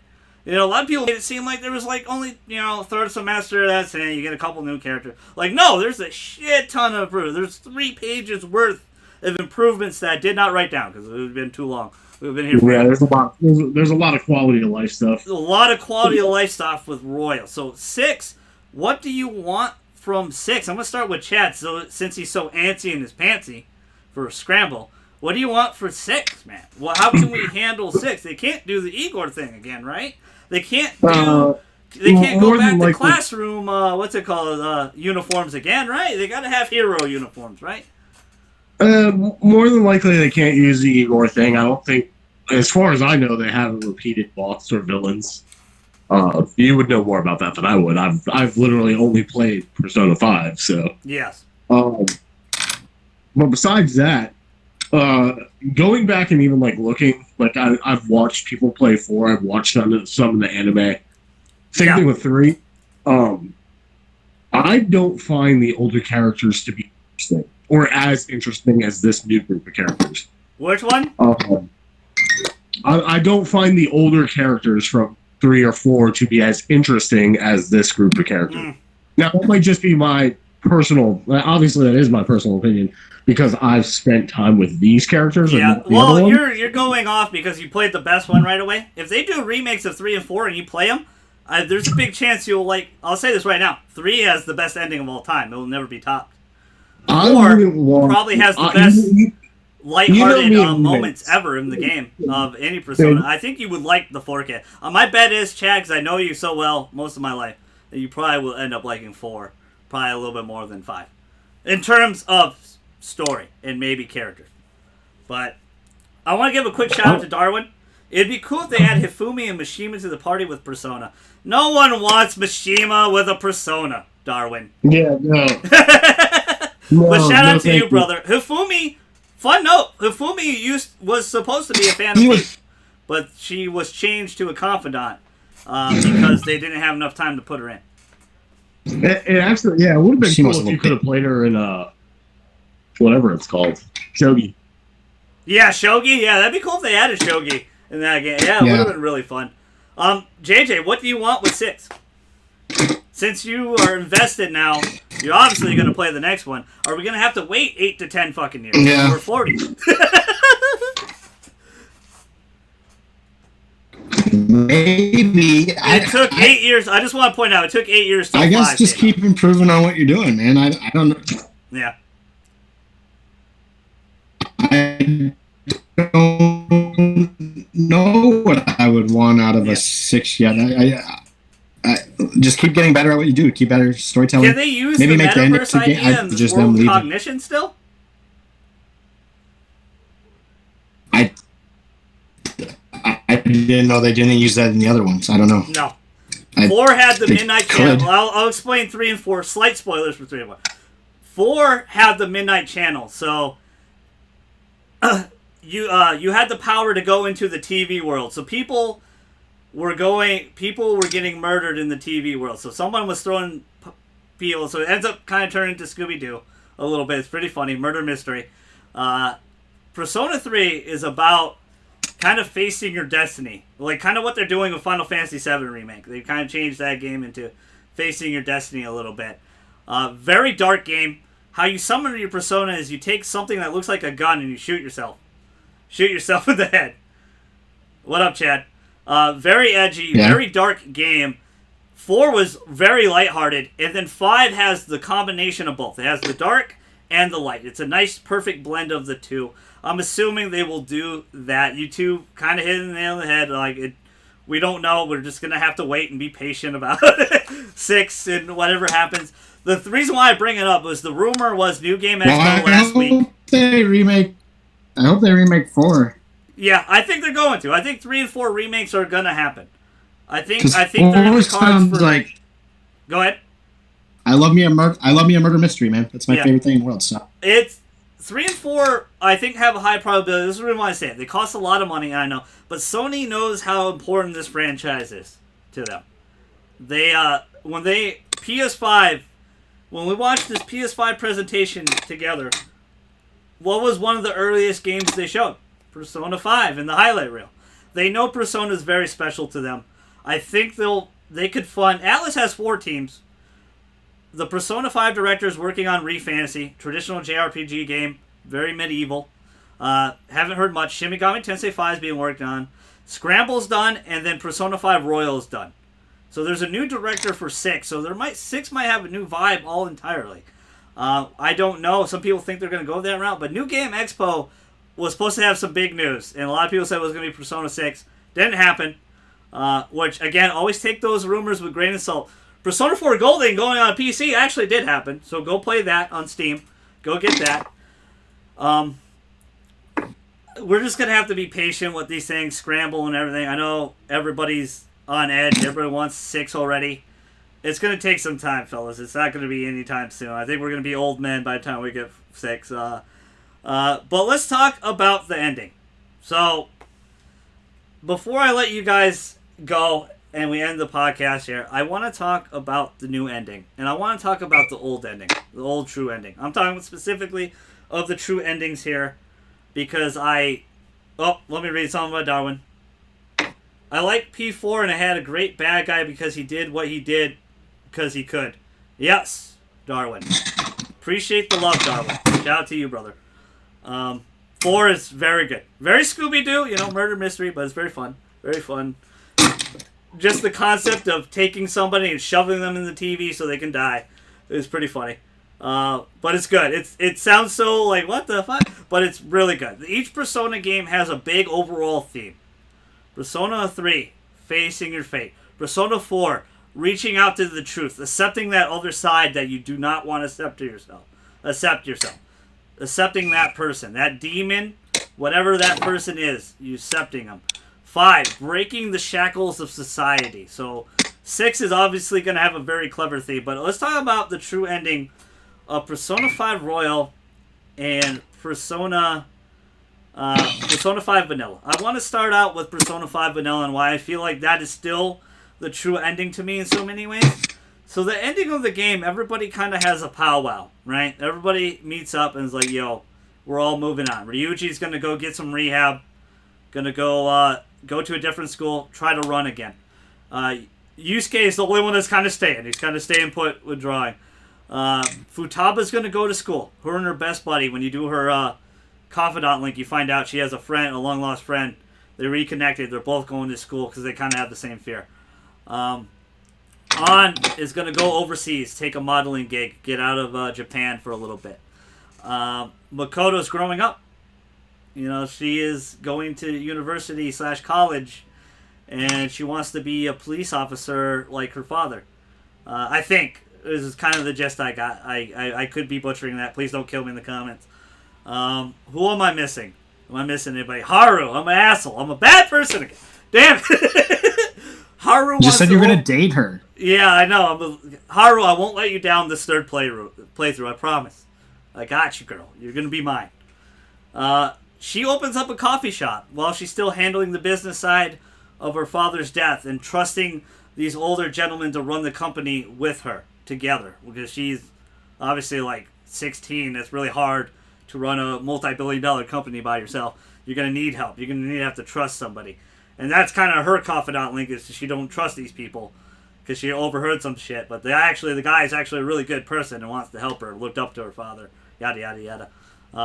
For all the good things, not the wrong things, not all the bullshit he did to her, nothing like that. Am I missing anybody? You go back home.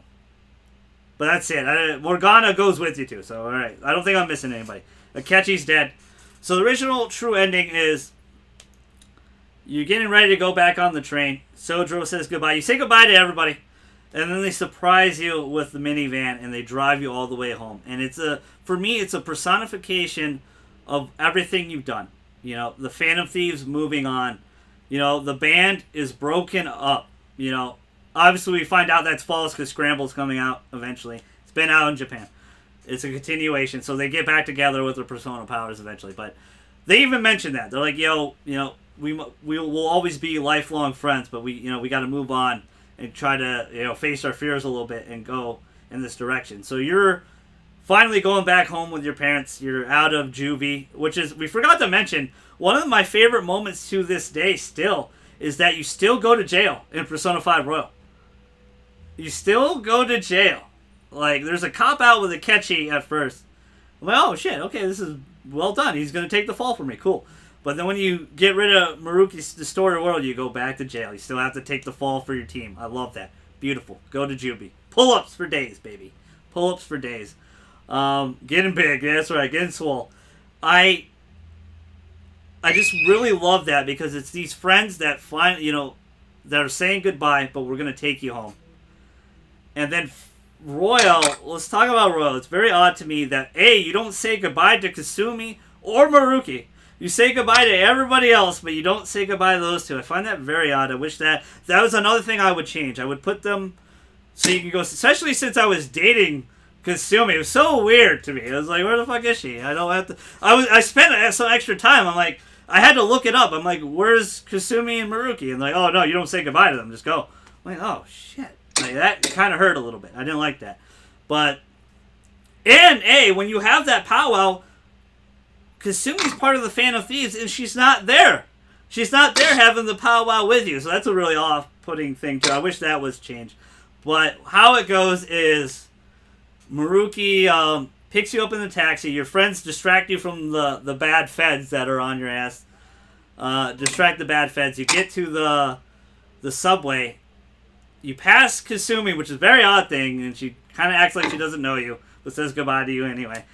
And you see Akechi. When you get into the train, you see Akechi kind of pass, or what looks like to be Akechi. Somehow that asshole's alive somewhere, I guess. But very off-putting ending. I want to talk to JJ because he's new to all this. He hasn't saw. I showed him the original true ending after he saw the new one, and he didn't have any issue at the time. What do you think of the both endings, if I may ask you?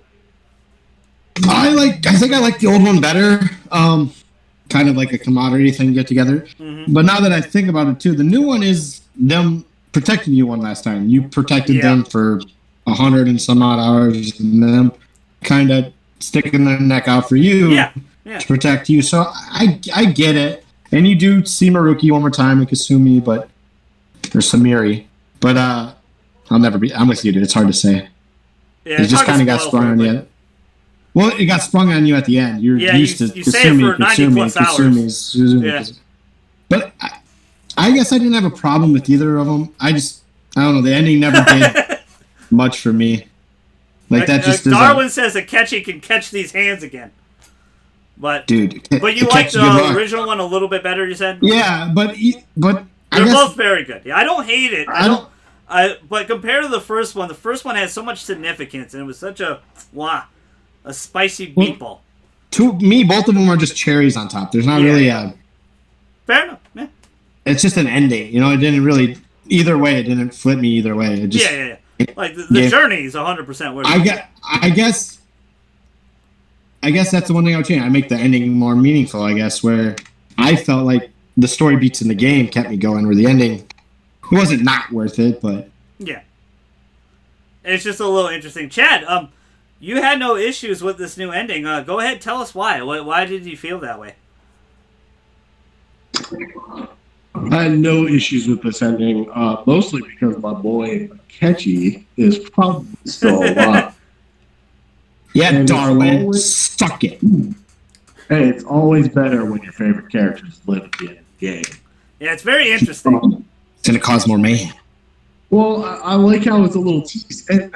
And just to add on to it, saying they wanted to do something else with Persona 5 in general, like it's being specific, they kind of left it open-ended enough to where they could do a sequel if they wanted to.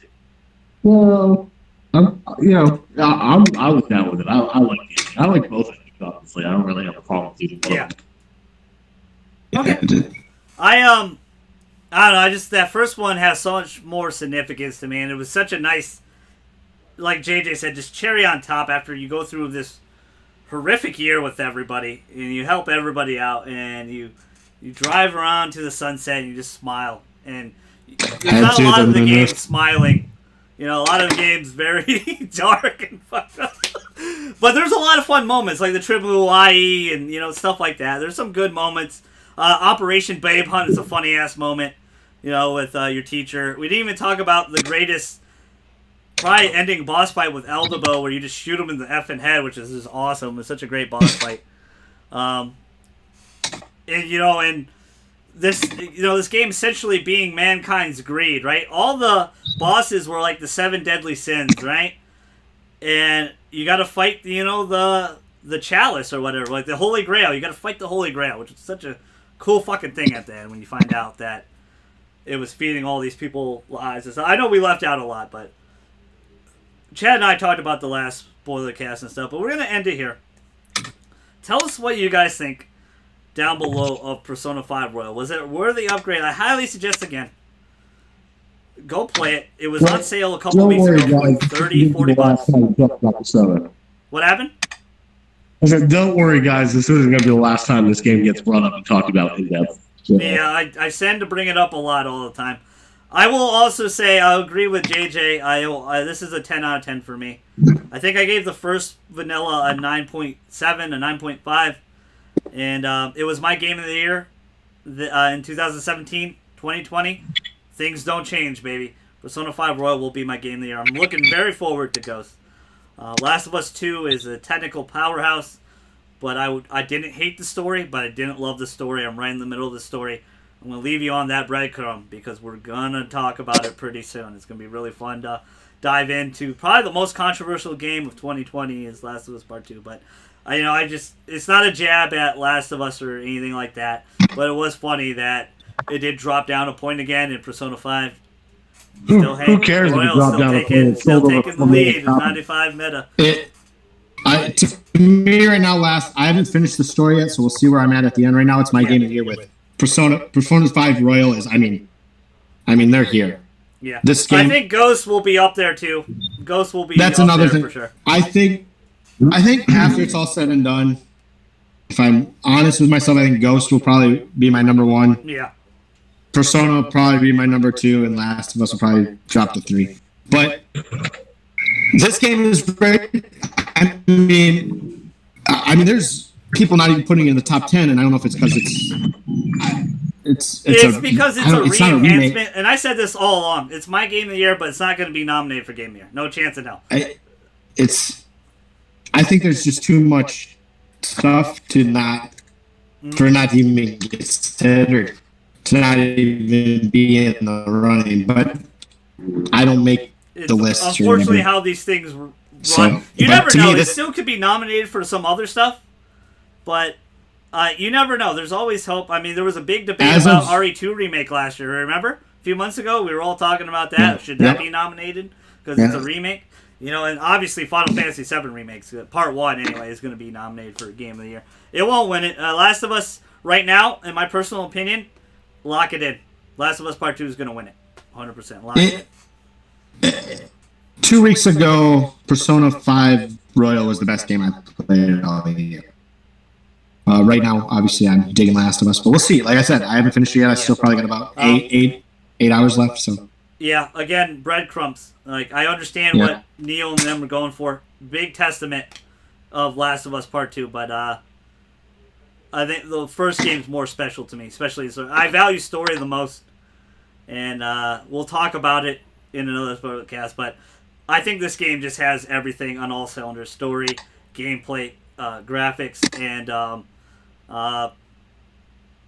just has all the essentials. Everything you want in a great game, Persona 5 has it. Yes, it's a lot of hours. It's a big commitment, but it's worth it. You heard it from 3 of us. Shout out to Chad, the Bearded Wonder. Thank you so much for giving me some of your time and coming back to the anniversary of First Ever Spoilercast.